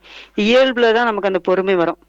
கருவிக்குள்ள கணக்கெடுக்குள்ள அந்த மருத்துவத்துக்குள்ள நம்ம போயிட்டு போயிட்டு வந்தோம்னு வச்சுக்கோங்களேன், நமக்கு வந்து நிறைய குழப்பங்கள் வரும். அப்போ வந்து அந்த அந்த ஒரு ஹாப்பினஸ், அந்த ஒரு மகிழ்ச்சி சூழல் வந்து நமக்கே இருக்காது. அப்ப தேவையான ஹார்மோன் வந்து அந்த நேரத்துல சரியா சுரப்பு இருக்காது. ஆழமான புரிதல் இருக்கும்போது நம்ம அசையாம இருப்போம். சுத்தி எவ்வளவு அழுத்தங்கள் இருந்தாலும் நீ வீட்டை விட்டே வெளியில போ அப்படின்னு சொல்ற அளவுக்கு இருந்தாலும், ஏன்னா நாங்கெல்லாம் அதை கடந்துதான் வந்தோம்.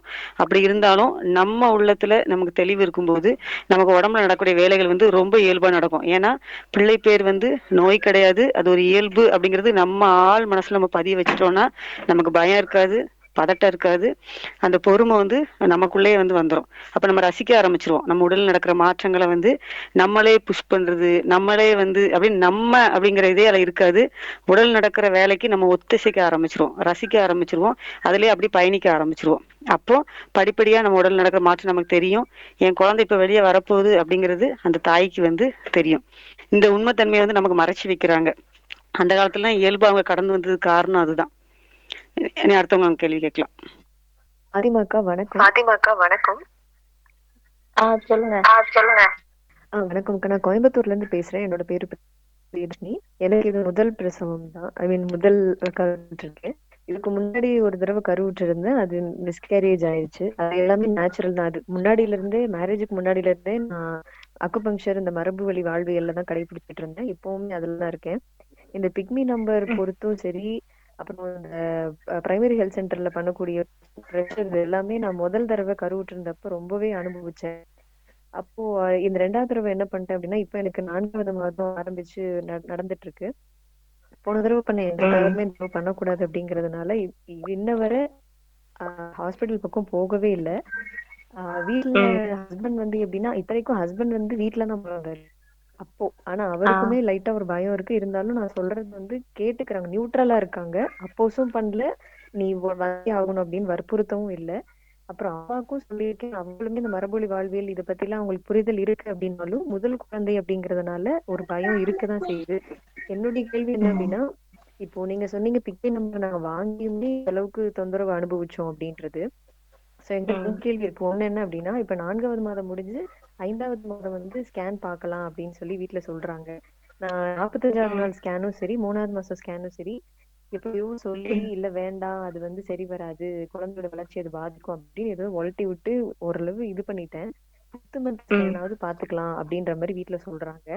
சோ இதுக்கு நான் எப்படி இது பண்றது அப்படிங்கறது என்னுடைய கேள்வி. அதை பாத்துக்கலாம், பார்த்தாலும் அதுல பெருசா நான் நாட்டத்தை கொண்டு போறது இல்ல. அவங்களுடைய ஒரு என்னை பொறுத்தவரை சாட்டிஸ்பாக்சனுக்காக தான் நான் பாக்குறதா இருந்தா பாப்பேன். ஒண்ணு. 2வது பிக்வி ஒரு நிமிஷம் இன்னொரு கேள்வி சொல்லிடுறேன். பிக்மி நம்பருக்காக பிரைமரி ஹெல்த் சென்டர்ல இப்பவே பதிவு அவசியமா அப்படிங்கிறது என்னுடைய கேள்வினா, அது இல்லைன்றது நீங்க சொன்னதை வச்சே தெரிஞ்சது வச்சுட்டு நீங்க 2 வருஷம் சிரமப்பட்டதா சொன்னீங்க. ஸோ அந்த 2 கேள்வியும் எனக்கு இதுக்கு நீங்க பதில் கொடுத்தீங்கன்னா நல்லா இருக்கும். ஸ்கேனை பொறுத்த வரைக்கும் நான் என்ன சொல்லுவேன்னா, கருவில் இருக்கிறத யாராலையும் நம்மளால அறிய முடியாது, இந்த மனுஷங்களாலையும் அறிய முடியாது. இப்போ வந்து நம்ம அந்த கருவுல நிறைய நான் வந்து பாக்குறது என்னன்னா, அக்கம் பக்கத்துலயே நிறைய கேள்விப்பட்டிருக்கேன். 5th month scan 4th month ஸ்கேனை பார்த்துட்டு உங்க குழந்தைக்கு வந்து மூளை வளர்ச்சி சரியில்லை, அது சரியில்லை, இது சரியில்லைன்னு சொல்லி நிறைய கரு கொலைகளை தான் ஹாஸ்பிட்டல்ல எனக்கு தெரிஞ்சு பண்ணிக்கிட்டு இருக்காங்க. 5th மந்த் ஸ்கேன் எடுக்கிறது உங்களுக்கு கம்பல்சரி இல்லை இல்லையா? நான் என்னைய பொறுத்த வரைக்கும் என்னையுமே எங்க வீட்ல நான் முதல் டெலிவரி வீட்ல பார்த்துட்டுன்னு இப்போ எல்லாத்துக்கும் தெரியும். ஆனாலுமே இன்னுமே எங்க வீட்ல புரிஞ்சுக்கிறாம, நீ முதல் டெலிவரி ஏதோ ஒரு இதுல லக்குல உனக்கு நல்லபடியா அமைஞ்சிருச்சு, ஆனா 2வது டெலிவரிக்கு நீ அப்படி அசால்ட்டா இருக்காத, புருஷனும் பொண்டாட்டி விளையாண்டுட்டு இருக்காதீங்க அப்படிங்கறதான் இப்பவும் சொல்லுவாங்க. இப்பவும் என்னை ஸ்கேன் பண்ணு அப்படிதான் சொல்லிட்டு இருக்காங்க. ஆனா எனக்கு என்னன்னா, ஸ்கேன் பண்ணி தான் என்னோட குழந்தையோட ஆரோக்கியத்தை நான் அறிஞ்சுக்கணும்னு எனக்கு அவசியம் இல்லை. எப்படி இருந்தாலும் அந்த குழந்தைய நம்ம பெத்துக்க தான் போறோம் இல்லையா? அதனால என்னைய பொறுத்த வரைக்கும் ஸ்கேனு எடுக்க வேண்டாம் அப்படின்னு தான் சொல்லுவேன். பிக்மி நம்பரை பொறுத்த வரைக்கும் அதான் சொல்றேனே, இந்த குழுல இணைஞ்சதுக்கு அப்புறம் தான் எனக்கு வந்து சட்டப்படி எப்படி நம்ம மூவ் பண்ணணும்னு எனக்கு தெரிஞ்சது. அதாவது சட்டப்படி இந்த போன தடவை கூட அந்த பிரியா கார்த்திக் அந்த அக்கா பேசும்போது சொல்லியிருப்பாங்க, சட்டப்படி அவங்க 21 நாளுக்குள்ள பதிவு செஞ்சாங்க. அது அப்படி செய்யும்போது பிக்மி நம்பர் இல்லாம கூட நம்ம வாங்கிக்கலாம் அப்படிங்கறத நான் அந்த குழுல வந்ததுக்கப்புறம் தெரிஞ்சுக்கிட்டேன். இப்ப நானுமே அடுத்த குழந்தைக்கு அப்படிதான் நினைச்சிருக்கேன். பிக்மி நம்பர் அந்த கிடையாது. குழந்தை பிறந்துச்சா, குழந்தை பிறந்து 21 நாளுக்குள்ள நம்ம போய் பதிவு செஞ்சுட்டோம் அப்படின்னா நமக்கு கண்டிப்பா பிறந்த சர்டிபிகேட் கிடைச்சிரும் அப்படிங்கிற ஒரு இது இருக்கு. அதனால பிக்மி நம்பர் தேவையில்லை. நீங்க இப்ப பிக்மி நம்பருக்கு போனீங்கன்னா ஹாஸ்பிட்டல்ல உங்களை மாசம் மாசம் பாடாப்படுத்துவாங்க. டெலிவரி டைம் வந்தா உங்களை பாடாப்படுத்துவாங்க. அந்த மாதிரி சிரமத்தை போனதுன்னா நான் ரொம்ப அனுபவிச்சிட்டேன். ஏன்னா எனக்கு வந்து அந்த லாஸ்ட் டயத்துல நர்ஸோடைய டார்ச்சர் தான் ரொம்ப பயத்தை ஏற்படுத்துச்சு. ஏன்னா அவங்க வந்து பயங்காட்டிட்டே இருந்தாங்க, குழந்தைக்கு ஏதாவது ஆயிரும், உனக்கு ஏதாவது ஆயிரும், உனக்கானா கூட பிரச்சனை இல்லை, குழந்தை செத்து போயிட்டுனா நீ என்ன செய்வ, இப்படி ஓப்பனாவே என்கிட்ட கேட்டாங்க. குழந்தை செத்து போயிட்டுனா நீ என்ன செய்வ அப்படின்னு என் மனசை வந்து அப்ப ரொம்ப காயப்படுத்தினாங்க. அதெல்லாம் ரொம்ப கஷ்டமான ஒரு சூழ்நிலைகளா இருந்தது. அந்த மாதிரி இருக்கக்கூடாது, அந்த எந்த ப்ரெஷருமே எனக்கு இந்த குழந்தைக்கு நான் அனுபவிக்க கூடாது, என் குழந்தைய அதை விட ஆரோக்கியமா பிறக்கணுங்கிறதுக்காக தான் ஹாஸ்பிட்டல் பக்கம் நான் போகல. பிரியதர்ஷினி சகோதரி, நன்றிக்கா. நான் ஒரு நிமிஷம் உங்களுக்கான தகவல். இப்போ வந்து இது வீட்டில் குழந்தை பெத்துக்கிறது இல்ல குழந்தை பிறப்பு, அது வந்து பெண்களுடைய உரிமை. இதுதான் குழுல நம்ம தொடர்ந்து சொல்லிட்டே இருக்கோம். நம்மளுக்கான உரிமை. இந்த பிக்மி நம்பர் அப்படின்றது வந்து கட்டாயம் கிடையாது. இந்திய அரசியல் சாசனத்துல ஆர்டிகல் 21ல நம்மளுக்கு எந்த மருத்துவ முறையை தேர்ந்தெடுக்கணும் அப்படின்ற உரிமை கொடுக்கப்பட்டிருக்கு. 19 படி நம்மள எதுக்குமே கட்டாயப்படுத்த முடியாது, தடுப்பூசி முதற்கொண்டு. அப்போ நம்மளுக்கான உரிமை ஏற்கனவே கொடுக்கப்பட்டிருக்கு. அதை நம்ம பேசி பேசுறோம். நம்ம என்ன சொல்றது, அதை வந்து அப்ளை பண்றோம், செயல்படுத்துறோம். சோ அப்போ பிக்மி நம்பர் நம்ம தமிழ்நாட்டுல மட்டும்தான் இந்த முறை வச்சிருக்காங்க. அவங்க வந்து ஒரு கணக்கீடுக்குள்ள கொண்டு வந்து மருந்து கொடுக்கறது, ஊசி போடுறது, இந்த மாதிரி வச்சிருக்காங்க. அது அந்த மருத்துவம் தேர்ந்தெடுக்கிறவங்களுக்கு அது வேணா பயன்படலாம். ஆனா நம்ம இந்த மருத்துவம் வேணாம் அப்படின்னு சொல்றப்போ இந்த நம்பர் வாங்கணும் அப்படின்னு அவசியம் இல்லை. ஆனா நம்ம சர்டிபிகேட் வாங்குறப்போ நிர்வாகத்துறை நாடி நம்ம அப்ப வந்து இந்த பிக்மி நம்பர் தேவைன்னா வாங்கிக்கலாம். இப்போ குழந்தை பிறந்ததுக்கு அப்புறம் அப்படி கட்டாயப்படுத்தினாங்கன்னா அப்ப நிர்வாகத்துறையில போய் நம்ம சர்டிபிகேட்டுக்காக நம்ம பண்றது பிரச்சனை இல்லை. ஆனா அதுக்கு முன்னாடி சுகாதாரத்துறையில அவங்க வந்து பிக்மி நம்பர் கட்டாயப்படுத்துறதுதான் நம்ம வந்து வேணாம்னு சொல்றோம். அது தேவையில்லை, வாங்கணும்னு அவசியம் இல்லை. ஏன்னா நம்ம அந்த மருத்துவத்தை நாடல. அந்த மருத்துவம் தேவை இருக்கிறவங்க அதை போய் வாங்குறாங்க. நம்மளுக்கு வந்து அது தேவையில்லை. சோ அதனால நீங்க தான் அந்த முடிவு எடுக்கணும். பிக்மி எண் வந்து கட்டாயம் கிடையாது. இன்னொன்னு, இது உங்களோட உரிமை, அதை நீங்க தான் பேசணும். அந்த பெண் பேசுறப்போ நீங்க அதை செயல்படுத்துறப்போ அது வந்து வலிமையானதா இருக்கும். நன்றி. ஓகே, ரொம்ப நன்றி. வணக்கம் அக்கா. அக்கா, நீங்க ரொம்ப நல்லா உங்களோட அனுபவத்தை பகிர்ந்தீங்க. ரொம்ப பயனுள்ளதா இருந்தது. ரொம்ப ஒரு சகோதரி சொன்ன மாதிரி இருந்தது. ரொம்ப நன்றிக்கா. எனக்கு வந்து என்ன சந்தேகம் அப்படின்னா, அதாவது குழந்தை வீட்டுல இப்ப பிறந்தது, ஜூலை மாதம் பிறந்தாங்க, 19ஆம் தேதி.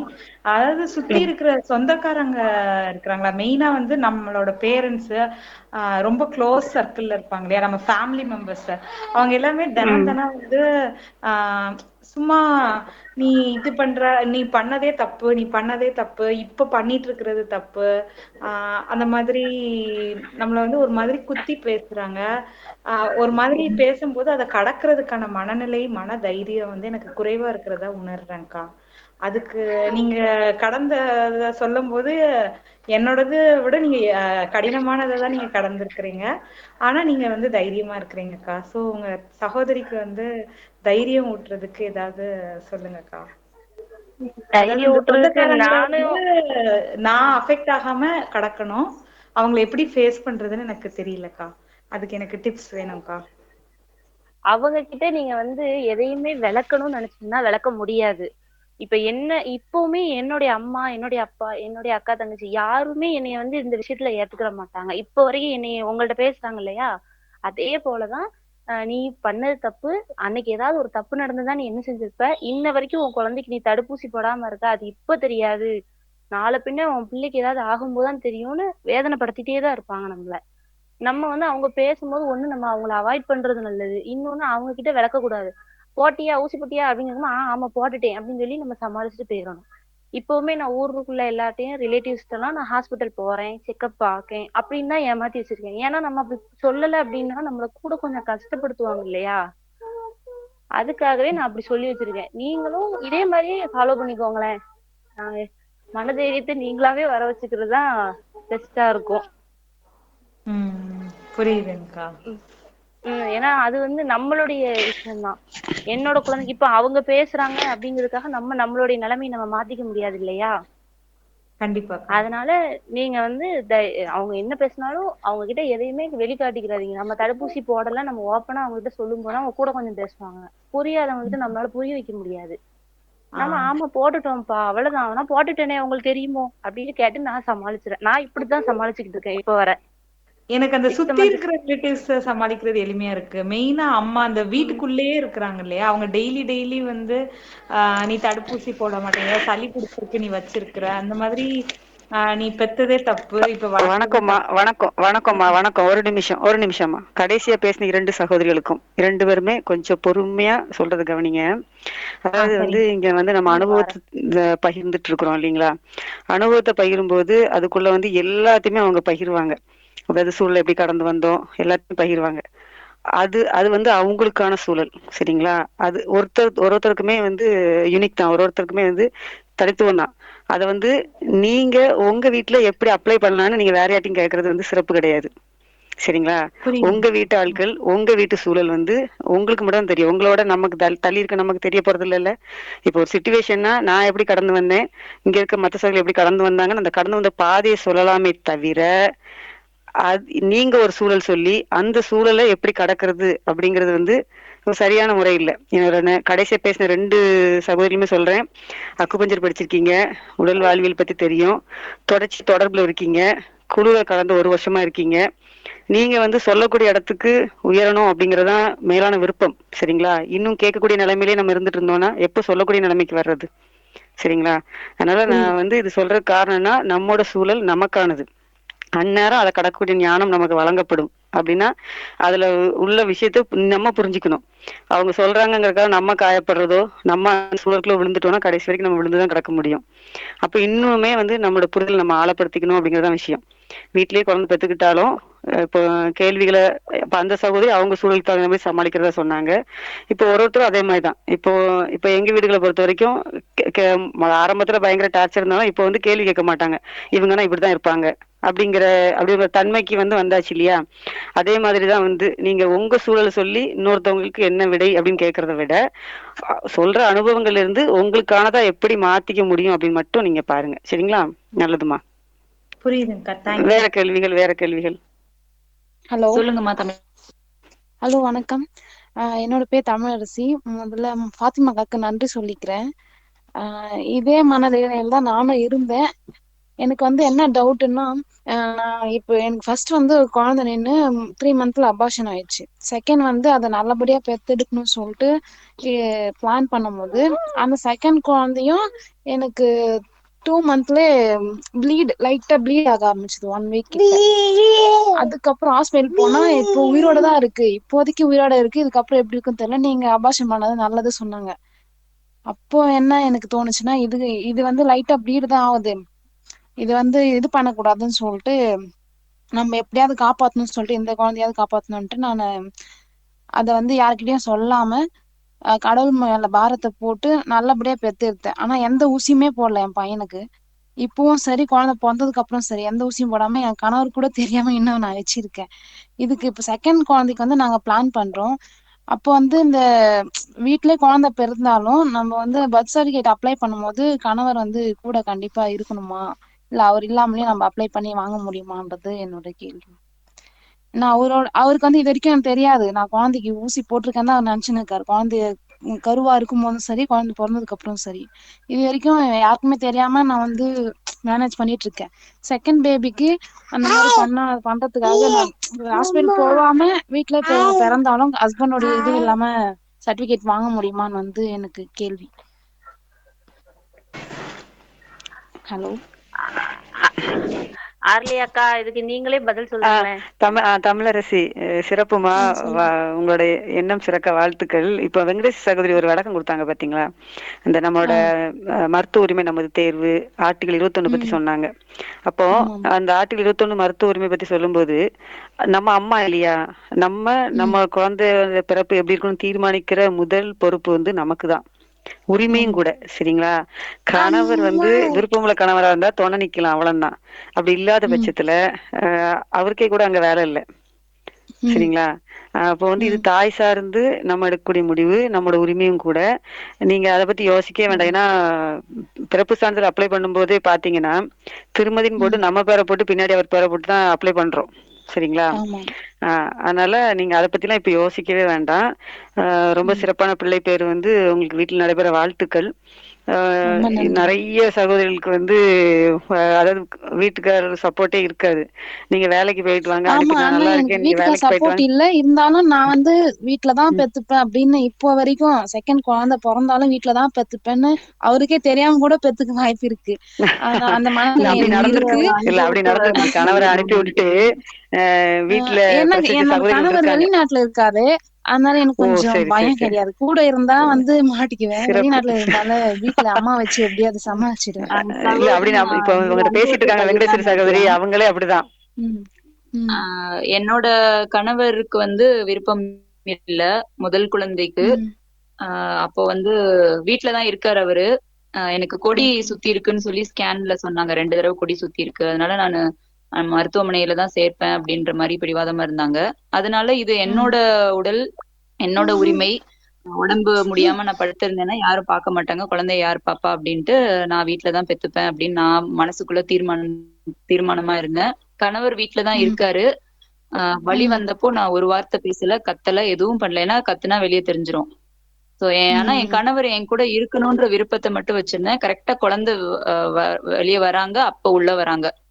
அப்பதான் என் கணவர் பாக்குறாரு.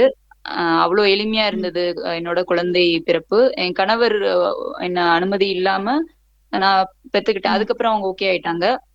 பிறப்பு சான்றிதழுக்கு என்னோட 2வது குழந்தைக்கும் நிறைய அதே மாதிரி சிக்கல் இருந்து 2வது குழந்தைய வீட்டுல தான் பெத்துக்கிட்டேன். அந்த சமயம் குடும்பத்தார் சொன்ன விஷயம் வந்து இது வந்து அவங்க அவமானமா நினைச்சாங்க வீட்டுல பெத்துக்கிறது. அதுக்கப்புறம் சர்டிபிகேட்டுக்குமே வந்து நானே பாத்துக்கிறேன் அப்படின்னு சொல்லிட்டு கை குழந்தைய தூக்கிட்டு நான் போய் சர்டிபிகேட் வாங்கினேன். 2 மாசத்திலேயே நான் என்னோட 2வது குழந்தைக்கு வாங்கிட்டேன். சோ யாரோட உதவியும் தேவைப்படலாங்க. நானே தான் போய் வாங்கினேன், நானே அப்ளை பண்ணேன், நானே அங்க இருக்கிறவங்ககிட்ட பேசினேன், போன் நம்பர் வாங்கிட்டு வந்து அவங்க கிட்ட கால் பண்ணி கேட்டுட்டு சர்டிபிகேட்டை போய் ஒரு நாள் போய் வாங்கிட்டு வந்துட்டேன். சோ அது வந்து நம்மளோட உரிமை. நீங்க புரிதலோட இருந்தீங்கன்னா போதுமானது. முடிஞ்சா அவங்களுக்கு புரிதல் கொடுங்க, இல்லன்னா நீங்களே அத குடுக்குறேன். ஆனா வந்து நார்மல் டெலிவரினா ஓகே, ஆனா அது ஹாஸ்பிட்டல்ல தான் பெத்துக்கணும். ஏன்னா அவங்க வந்து படிச்சிருக்காங்கல்ல, படிக்காதவங்களே கூட சீக்கிரமா ஏத்துக்கிறாங்க. ஆனா இந்த படிச்சவங்க இருக்காங்க பாரு, அவங்க வந்து அவங்கள வந்து சமாளிக்கிறதே பெரிய கஷ்டமா இருக்கு. நீங்க தொடர்ந்து குழுல பயணிச்சுட்டே இருங்கம்மா. நம்ம டெலகிராம் குழுல பதிவுகள் எல்லாம் பொறுமையா பாருங்க, கேளுங்க. சரிங்களா? அதே மாதிரி வந்து நம்மளுடைய மரபு வழி அந்த யூடியூப் சேனல்ல சகோதரோட அனுபவ பகிர்வு எல்லாம் கேளுங்க. உங்களுக்கு நிச்சயமா நல்ல ஒரு தெளிவு கிடைக்கும். சரிங்களா? சிறப்பா இருக்கும் எல்லாமே. தேங்க்யூ.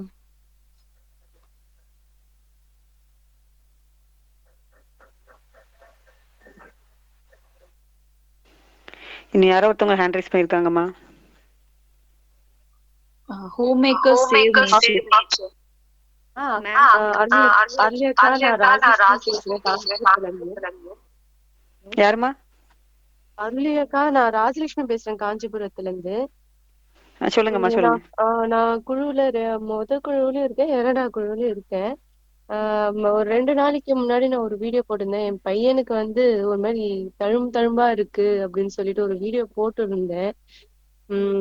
ஸ்கின் எல்லாம் ஒரு மாதிரி இருக்குன்னு சொல்லிட்டு. ஆனா யாரும் அது என்ன ரீசன் சொல்லிட்டு யாரும் சொல்லல. அதனாலதான் கேட்கலாமேன்னு. இப்ப 5வது மாசம் நடந்துட்டு இருக்கு குழந்தைக்கு. ஃபர்ஸ்ட் பிறந்து 1 மாசம் வந்து பாத்தீங்கன்னா நல்லா இருந்தா, அது 2வது மாசத்துல பாத்தீங்கன்னா ஒரு செவ்வாப்புன்னு சித்தா டாக்டர் நாங்க இப்ப ரெகுலர் செக் பண்றப்போ டாக்டர் போய் பார்த்ததுக்கு பொறி பொறியா இருக்கு காமிச்சதுக்கு அவங்க வந்து செவ்வாப்புன்னு சொன்னாங்க. அப்புறம் சரி அது அப்போ சரியாயிடும் அப்படின்னு சொன்னாங்க. அவரும் கொஞ்சம் ஆயில் அந்த கஷாயம் மாதிரி கொடுத்தாங்க, அதையும் கொடுத்தேன். ஆனா இது வரைக்கும் சரியாகல. அது அப்படியே பொறி பொறியா இந்த மாதிரி கலர் சேஞ்ச் ஆகி அது மாதிரி ஆயிடுச்சு. என்ன பண்றதுன்னு எனக்கு தெரியல. அது என்ன ப்ராப்ளம் தெரியல. பொறியா இருந்தது வந்து இப்போ 1 மாசம் கழிச்சு வேற ஸ்டேஜுக்கு போயிருக்குன்னு சொல்றீங்க இல்லையாமா? ஆமா ஆமா ஸ்கின் கலரே மாறி போயிடுச்சு. பொதுவா குழந்தைங்களுக்கு வந்து அந்த பொறியா வரும்போது இந்த மாதிரி கஷாயமோ மருந்தோ கொடுக்க கூடாது, மேல எண்ணெயும் தேய்க்க கூடாதுமா. சரிங்களா? நம்ம பேசலாமா? மீட்டிங் முடிச்சதுக்கு அப்புறம் நான் அழைக்கிறேன். சரிங்களா? நம்ம பாக்கலாம் அது என்னன்னு நம்ம பாத்துக்கலாம். ஏன்னா நீங்க என்ன உணவு முறையில இருக்கீங்க, குழந்தைக்கு என்ன மாதிரி குடுக்குறீங்க, அதெல்லாம் தெரிஞ்சுக்கணும் இல்லையா? பொதுவா வந்து 6 மாசம். என்னமா? குழந்தைக்கு தாய்ப்பால் மட்டும்தான் கொடுக்குறேன். அந்த இதெல்லாம் சொல்லுவாங்கல்ல கடுக்காய், அதெல்லாம் அதெல்லாம் வந்து தலை குத்துனா அந்த மாதிரி குடுக்கறது அந்த மாதிரி இருக்கேன். வேற எதுவும் நான் எதுவும் குழந்தைக்கு குடுக்கறது இல்ல. சரி சரி, நம்ம பேசுவோம். ஏன்னா நம்ம திருப்பி குழுக்களை சொல்றது காரணமே அதுதான். தாய்ப்பால் தண்ணியும் மட்டும் 6 மாசம் கொடுக்க சொல்றது, அதுக்கு படிப்படியா இணை உணவுகளை ஆரம்பிக்க சொல்றது இல்லைங்களா? இப்பவே வந்து மருத்துவமா, இப்ப சித்த மருத்துவமா நிறைய பேர் அப்படி சொல்லிடுறாங்க. நாங்க வந்து அலோபதி கொடுக்கறது இல்ல, ஆனா வந்து ஹோமியோ கொடுக்குறோம், சித்த மருந்து கொடுக்குறோம், ஆயுர்வேத மருந்து கொடுக்குறோம் அப்படிங்கிறாங்க. மருந்து அப்படின்னு வந்துட்டாலே வந்து அங்க சிக்கல் தானே. சில பக்குவங்கள் வந்து நம்ம வீட்டு முறைகள்ல இருக்கலாம், அதை கைப்பிடிக்கிறதுக்கும் பழையபடி நம்ம வந்து மருந்தா கொடுக்கறதுக்கு வந்து வித்தியாசம் இருக்கு இல்லையா? நம்ம பேசுவோமா? ஆமா, இது வந்து தொடர்ச்சியா வந்து நம்ம குழுக்களை கேட்பாங்க. இது குழந்தைங்களுக்கு வரக்கூடிய, இப்ப எங்க ஊர் பக்கங்கள்லாம் சிறுபுள்ள வந்திருக்குன்னு சொல்லுவாங்க. குழந்தைங்களுக்கு சிறுபுள்ள அப்ப என்ன பண்ணுவாங்கன்னா, அம்மாக்களை வந்து கொஞ்சம் கவனிச்சுப்பாங்க, கொஞ்சம் நீர் ஆகாரமா எடுத்துக்க சொல்லுவாங்க. இந்த மாதிரி வந்து அம்மாக்களுக்கு பக்குவம் சொல்றதை நாங்க பார்த்திருக்கிறோம். குழந்தைக்கு வந்து சொல்லப்போனா பக்குவங்கள் தான் அதுல இருக்குமே தவிர அதுல வந்து வாய்க்குள்ள ஊத்துறதுக்கு மருந்துகள் பார்க்கல. சரிங்களா? நம்ம அப்படி நினைச்சுக்கிறோம். சரி அலோபதி கொடுக்கல, அதுக்கு பதிலா நம்ம மாற்றா வந்து ஏதோ சித்த மருந்தோ வேற ஏதோ ஹோமியோ கொடுக்கலாம்னு நினைக்கிறோம். அதுவே வந்து அங்க கொஞ்சம் இடரல் தான். சரிங்களா? நம்ம பேசுவோமா? பேசுவோம், நம்ம குழுவிலே கூட பேசலாம். சரிம்மா, அது ஒண்ணும் பயந்துக்காதீங்க, சரியாயிரும். இந்த சின்ன குழந்தையா இருக்க பட்சத்துல விரைவு சரி. கொஞ்சம் அதிகமாயிட்டு இருக்க மாதிரி இருக்கு எனக்கு. புரியுது. அதனால கொஞ்சம் பயமா இருக்கு. தழும்பா இருக்கு, திட்டா உடம்பு ஃபுல்லாவே இருக்குதுனால ரொம்ப அதிகமாயிடுச்சுன்னா என்ன பண்றதுன்னு ஒரு பயமா இருக்கு. நம்ம பேசுவோமா? அது அப்படி நீங்க பயந்துக்க வேண்டாம், சரியாயிரும். நம்ம பேசுவோம். ஏதோ ஒண்ணு மருந்தாங்கிற பேர்ல இப்போதைக்கு எதுவும் கொடுக்காதீங்க, நம்ம பேசுவோம். திவ்யா ராஜலட்சுமி கையெழுத்திருக்கீங்க, பேசுங்கம்மா. மேடம், அந்த ஃபாத்திமா மேடம் சொன்னாங்க அவங்களோட குழந்தைக்கு 2வது நாள் மறுட்டி வந்து காஞ்சுது, நாங்களே கட் பண்ணணும் அப்படின்னு சொன்னாங்க. அது நம்மளா பண்ணலாமா? அது எந்த மாதிரி கொஞ்சம் சொல்லுங்க. அந்த அக்குபஞ்சர் டாக்டர் வந்து அவங்க அப்படிதான் சொல்லியிருந்தாங்க. தானா உதிர வரைக்கும் அது ரொம்ப டிஸ்டர்பன்ஸா இருந்தது. வந்து ரொம்ப காஞ்சு அந்த கொடி ரொம்ப காஞ்சு ரொம்ப டிஸ்டர்பன்ஸா இருக்கிறனால நம்ம நார்மலா நீங்களே கட் பண்ணிக்கோங்க, எந்த பிரச்சனையும் இல்லைன்னு அவங்க ஒரு அறிவுறுத்தல் கொடுத்ததன் காரணமா தான் நான் அதை கட் பண்ணிக்கிட்டேன். அந்த விஷயத்துல இவ்வளவுதான் என்னுடைய கேள்வி கேட்ட சகோதரிகிட்ட ஒரு கேள்விமா. இப்போ நீங்க மறுபடி சொல்றீங்களே, அது எதுக்காக வைக்கணும்னு விரும்புறீங்கன்னு தெரிஞ்சுக்கலாமா? திவ்யாவா கேள்வி கேட்டவங்க? அதாவது நீங்க வைக்கிறீங்கல்ல, அதை கட் பண்ணாம வைக்கணும்னு நினைக்கிறீங்கல்ல, எதுக்காகன்னு தெரிஞ்சுக்கலாமா? அந்த குழந்தை பிறந்து அந்த மறுட்டி தானா விழுற வரைக்கும் குழந்தைக்கான நியூட்ரிஷன் வந்து கிடைக்கும் அப்படின்னு. சரிம்மா, இப்போ வழக்கத்துல நீங்க வந்து மியூட் போட்டுக்கோங்க. அதாவது நம்ம குழுவிலையும் தொடர்ந்து இதுக்கான பதிவுகள் நம்ம கொடுத்துட்டே இருக்கிறோம். இப்போ ஃபாத்திமா செய்தது சிறப்பான செயல். அவங்க சூழல் பார்த்தாங்க, கையாளுறதுக்கு சிரமமா இருந்தாங்க, எடுத்துட்டாங்க. இப்ப நாங்கெல்லாம் வந்து அததான் செஞ்சோம். சரிங்களா? எங்களோட புரிதல் எப்படின்னா, அத நீங்க சத்து இந்த நியூட்ரிஷன் சொன்னீங்க பார்த்தீங்களா? அந்த வார்த்தைய தூக்கி போடுங்க. உள்ள இருக்கும்போது தான் அது மறுவூட்டி. சரிங்களா? அது வந்து அம்மா சாப்பிடுறதோ அல்லது நம்ம அப்படி நினைச்சிட்டு இருக்கிறோம். அது குழந்தைக்கு வந்து அந்த சத்த கடத்துது அப்படின்னு சொல்லி நினைக்கிறோம். குழந்தை வெளியேறியாச்சா? வெளியேறினதுக்கு அப்புறம் வெளியேறி வெளிக்காத்து சுவாசிக்க ஆரம்பிச்சிருச்சு. அம்மாட்டேருந்து பால் எடுக்க ஆரம்பிச்சிருச்சு. அது கொஞ்சம் நேரம் கழிச்சு அது ட்ரை ஆனா வந்து அதை நம்ம துண்டிச்சிடலாம். சரிங்களா? ஏன்னா அதுதான் நாங்க பண்ணோம். எங்களோட புரிதல் அப்படிதான் இருந்தது. அதுதான் சரியானதும் கூட. இப்ப சிலவங்க வந்து அவங்க சூழல் அடிப்படையில வைக்கிறாங்க, தானாலே காஞ்சி உள்ள வரைக்கும் வைக்காங்க. சத்துன்னு அடிப்படையில வந்து மறுபடியும் வந்து தூக்கி பிடிக்க வேண்டிய அவசியம் வந்து நிச்சயமா இல்ல. சரிங்களா? இப்ப யோசிச்சு பாருங்க, நம்ம வந்து விலங்குகளை பார்த்து பார்த்து வளர்ந்த சமூகம் தான் நம்ம சமூகம். விலங்குகளை பாலூட்டி விலங்குகள் பாத்தீங்கன்னா, குழந்தை வெளியே அதாவது அது குட்டி ஈன உடனே அது என்ன செய்யணும், பற்களால கடிச்சுதான் அந்த அது துண்டிக்கும். அது நீங்க பாத்திருக்கீங்களான்னு தெரியல. அந்த மாதிரிதான் அதோட செயல் இருக்கும். அப்ப நம்ம குகைகள்லயும் மலைகள்லயும் வாழ்ந்தவன் வந்து அந்த மறுட்டியும் அந்த குழந்தையும் தூக்கிட்டே அவன் ஓடிப்பானான்னா நிச்சயமா அங்க இல்ல. ஏன்னா அவன் அவன் அவனையும் பாதுகாத்துக்கணும், குழந்தையும் பாதுகாத்துக்கிற பேர்ல கடிச்சு போட்டு குழந்தைய மட்டும் தான் தூக்கிட்டு போறதுக்கான வாய்ப்புகள் இருந்திருக்கும் இல்லைங்களா? நீங்க இதெல்லாம் சூழல் அடிப்படையில முடிவெடுக்கிறது. நிறைய பேர் வந்து விருப்பப்பட்டு அதுல சத்து கிடைக்குன்னு வைக்கிறாங்க. அடுத்த நாளே திருப்பி வந்து குழுவிலே கேட்பாங்க, அதுல இருந்து ஸ்மெல் வருது, நாங்க கட் பண்ணிடலாமா, அது வந்து ரொம்ப ட்ரை ஆகி கம்பி மாதிரி ஆயிடுச்சு. ஏன்னா நிறைய பேர் வந்து வெடுக்குன்னு குழந்தை தூக்கிடுவாங்க. அது குழந்தைய ரொம்ப வேதனைப்படுத்துற மாதிரி இருக்கும். இப்ப போன போன மீட்டிங்ல பேசின சகோதரி ரொம்ப அழகா சொன்னாங்க. நாங்க மறுபடி நல்லது நல்லதுன்னு வச்சு 5 நாள் குழந்தைய நாங்க ரொம்ப கஷ்டப்படுத்திட்டோம். ஏன்னா அது அது நல்லது சத்து அப்படிங்கறதுதான் மனசுல இருந்துச்சு. அதனால குழந்தை வந்து ரொம்ப அழுவான், தூக்குறவங்க தப்பா தூக்கிடுவாங்க, இப்படி நிறைய சிக்கல் அனுபவிச்சோம் அப்படின்னு சொன்னாங்க. இப்படி அதாவது எப்பவுமே ஒரு விஷயம் வந்து அதை அனுபவிச்சு கடந்து வந்ததுக்கு அப்புறம் அதுல என்ன சாதக பாதகம் அப்படின்னு அவங்க சொல்லும் போதுதான் நமக்கு தெரியும் இல்லைங்களா? அதனால சூழல் அடிப்படையில வந்து எடுக்கிற முடிவு தான் சிறப்பானதா இருக்கும். அது நல்லா ட்ரை பண்ண விட்டுட்டு நம்ம தாராளமா கட் பண்ணிக்கலாம். அது குழந்தைக்கும் சேஃப், நம்மளும் அரவணைக்கிறதுக்கும் ரொம்ப எளிமையா இருக்கும். நேரமும் ஆயிடுச்சுன்னு நினைக்கிறேன் இல்லைங்களா வெங்கடேஸ்வரி? ஆமாங்கம்மா, நேரம் ஆயிருச்சு. கையுறை உயர்த்தினவங்க எல்லாரும் கேள்வியும் கேட்டுட்டாங்க. வேற யாருக்கா கேள்வி இருக்கா? முடிச்சிடலாம்னு நினைக்கிறேன். ஆமா, நம்ம தொடர்ந்து வந்து நம்ம குழுக்களே நம்ம கேட்டுக்கலாம். ஃபாத்திமா, மீண்டும் உங்களுக்கு பாராட்டு, வாழ்த்து, நன்றி. சரிங்களா? ரொம்ப சிறப்பு, ரொம்ப அருமையா இருந்தது. அதாவது உங்களுடைய அனுபவத்தை பாத்தீங்கன்னா அதுல எல்லா எனக்கு விஷயமும் இந்த இருந்தது. வாய்ப்பு கொடுத்ததுக்கு நான் ரொம்ப நன்றி சொல்லுவேன். அப்படி அப்படி இல்லம்மா, அதாவது நம்ம எல்லாரும் தான் அப்படி அனுபவங்கள் நம்ம ஒரு வாரம் ஒருத்தர் சொல்லிட்டே இருக்கிறோம். அது நிச்சயமா பாருங்க, இப்ப இன்னைக்கு உங்களோட அனுபவம் இந்த குழுவிலே வந்து அத்தனை சகோதரிகளுக்கு பயனா இருந்துச்சு இல்லைங்களா? ஏன்னா அவ்வளவு விஷயம் இருந்தது உங்களுடைய அனுபவங்கள்ல. எல்லாத்தையுமே நீங்க கடந்து வந்திருக்கீங்க. ஏன்னா தொடர்ந்து நம்ம குழுல பிள்ளைங்க கேட்கிற கேள்வி ஹீமோகுளோபின் பத்தி தான். இப்ப கூட ஒரு சகோதரி ஒரு வாரமா ஹீமோகுளோபின் பத்தி கேட்டுட்டு இருக்காங்க. அவங்களுக்கு எவ்வளவு விளக்கம் கொடுத்தாச்சு. ஆனா இன்னைக்கு உங்களுடைய இந்த மீட்டிங்ல அவங்க இருந்திருந்தாங்கன்னா அவங்க இனி நாளையில இருந்து அவங்க அந்த கேள்வி கேட்க மாட்டாங்க. ஏன்னா எல்லாரும் அதான் ஏதோ சத்த பிடிச்சுக்கிட்டோம், நம்ம தான் ஏதோ நம்மளை ஊட்டி வளர்க்குற மாதிரியும் அப்படிங்கிற ஒரு நம்ம அப்படித்தானே கட்டமைச்சிருக்காங்க. அதெல்லாம் தூக்கி அடிச்சு உடைச்ச மாதிரி இருந்தது உங்களுடைய அனுபவம். அதே மாதிரி வந்து அந்த குழந்தை பிறப்பு பத்தி நீங்க சொன்ன விதம், அந்த கொடி சுத்தி இருந்தது நீங்க சொன்ன விதம், இன்னொன்னு அந்த எனக்கு இந்த மாதிரி சந்தேகங்கள் இருந்துச்சு, அது அப்படி கூட ரொம்ப அழகா தெளிவா சொன்னீங்க. அந்த இது ரொம்ப அருமை. இன்னொன்னு வந்து அந்த பிறப்பு சான்றிதழ், ஏன்னா அனுபவிச்சவங்க சொல்லும் போதுதான் வந்து அது இன்னும் வலுவா இருக்கும். நீங்க பிக்பி நம்பர் வாங்கியே எனக்கு இவ்வளவு நாள் ஆகுது, இப்போ சரியான அதான் பாதை தெரியாம வேற பாதையில சுத்தி இப்ப சரியான பாதையில வந்து போயிட்டு இருக்கேன்னு சொன்ன விஷயம், இதுதான் எல்லாருக்கும் வேணும். இது வந்து ஓடி ஒளிரக்கூடிய விஷயம் இல்ல. என் குழந்தைய நான் பிரசவிக்கிறேன், நான் என்னோட விருப்பத்துல நான் பிரசவிக்கிறேன். அதுல வந்து ஒழிக்கிறதுக்கோ மறைக்கிறதுக்கோ எதுவுமே கிடையாது. அது வந்து சந்தோஷப்பட வேண்டிய விஷயம். இப்ப எங்க வீட்டுக்குலாம் வந்து சுகாதாரத்துல இருந்து வந்தப்ப நாங்களாம் ஸ்வீட் நீட்டினோம். ரொம்ப ஆக்ரோஷமா வந்தவங்ககிட்ட நாங்க ஸ்வீட் நீட்டினோம். ஏன்னா ஒரு மகிழ்ச்சியான விஷயம் எங்க வீட்டுல நடந்திருக்குது, அந்த மகிழ்ச்சி நாங்க கடத்துறோம் அப்படின்னு. அப்போ எப்படி நமக்கு அந்த சூழல் நமக்கு எப்படி அமையுதோ அப்படி. இப்ப நம்ம ஜான் பெல்சியாவுக்கு வந்து என்ன பண்ணிட்டாங்கன்னா நைட்டு 12 மணிக்கு உள்ள வந்து, அது எல்லாருக்குமே தெரியும், ரொம்ப அத்துமீறினாங்க. சகோதரி மனித உரிமை ஆணையமே போய் புகார் கொடுத்துட்டு வந்தாங்க. அப்புறம் அவங்க எல்லாம் திருப்பி வந்து அம்மா கம்ப்ளைண்ட் வாபஸ் வாங்கிக்கோங்க அப்படி கேட்கிற மாதிரி அந்த சூழல் மாறிச்சு. அப்ப இதுல நம்ம புரிஞ்சுக்க வேண்டிய விஷயம் என்னன்னா, இது நம்ம சார்ந்த உரிமை. நம்முடைய தலைமுறையை வந்து நல்லபடியா இந்த உலகத்துக்கு கொண்டு வரணும்னு விரும்புறோம். அது சிறப்பா இருக்கும்னு நம்ம நினைக்கிறோம். அதுக்கு ஒரே வழி இந்த இயல்பு பிரசவம். இந்த இயல்புல இருக்கும்போது மட்டும்தான் அது நல்லா இருக்கும். என்ன என்ன சூழல்ல நம்ம சிக்கியிருந்தாலும் இயல்புக்கு திரும்பும் போது மட்டும்தான் நல்லா இருக்கும். அதை ஒருத்தரும் அனுபவிச்சு நம்ம அதை கொண்டு போயிருக்கோம். தொடர்ந்து நம்ம குழுவில் வந்து பயணிப்போம். சந்தேகங்களை கேளுங்க, தெளிவு பெறுவோம். ஏன்னா சந்தேகங்கள் கேட்கறது தப்பு ஒண்ணும் இல்லை. ஏன்னா நமக்கு அப்படித்தானே சில நிறைய விஷயங்கள் தப்பாவே ஃபீட் பண்ணி வச்சிருக்கிறாங்க. அதை நம்மளே நமக்கு தானே நினைஞ்சலாம் போர்டு அழிச்சிட்டு திருப்பி புது மாதிரியா நம்ம எழுதிக்கலாம். அதுல தவறு ஒண்ணும் இல்லை. கலந்து கொண்ட அனைவருக்கும் நன்றி. நல்லதுமா. புதுசா இன்னைக்கு மீட்டிங் வந்தவங்க மெசேஜஸ்ல லிங்க் இருக்கு, குழுல இணைஞ்சுக்கோங்க. உங்க சந்தேகங்களை அதுங்க பதிவு பண்ணுங்க.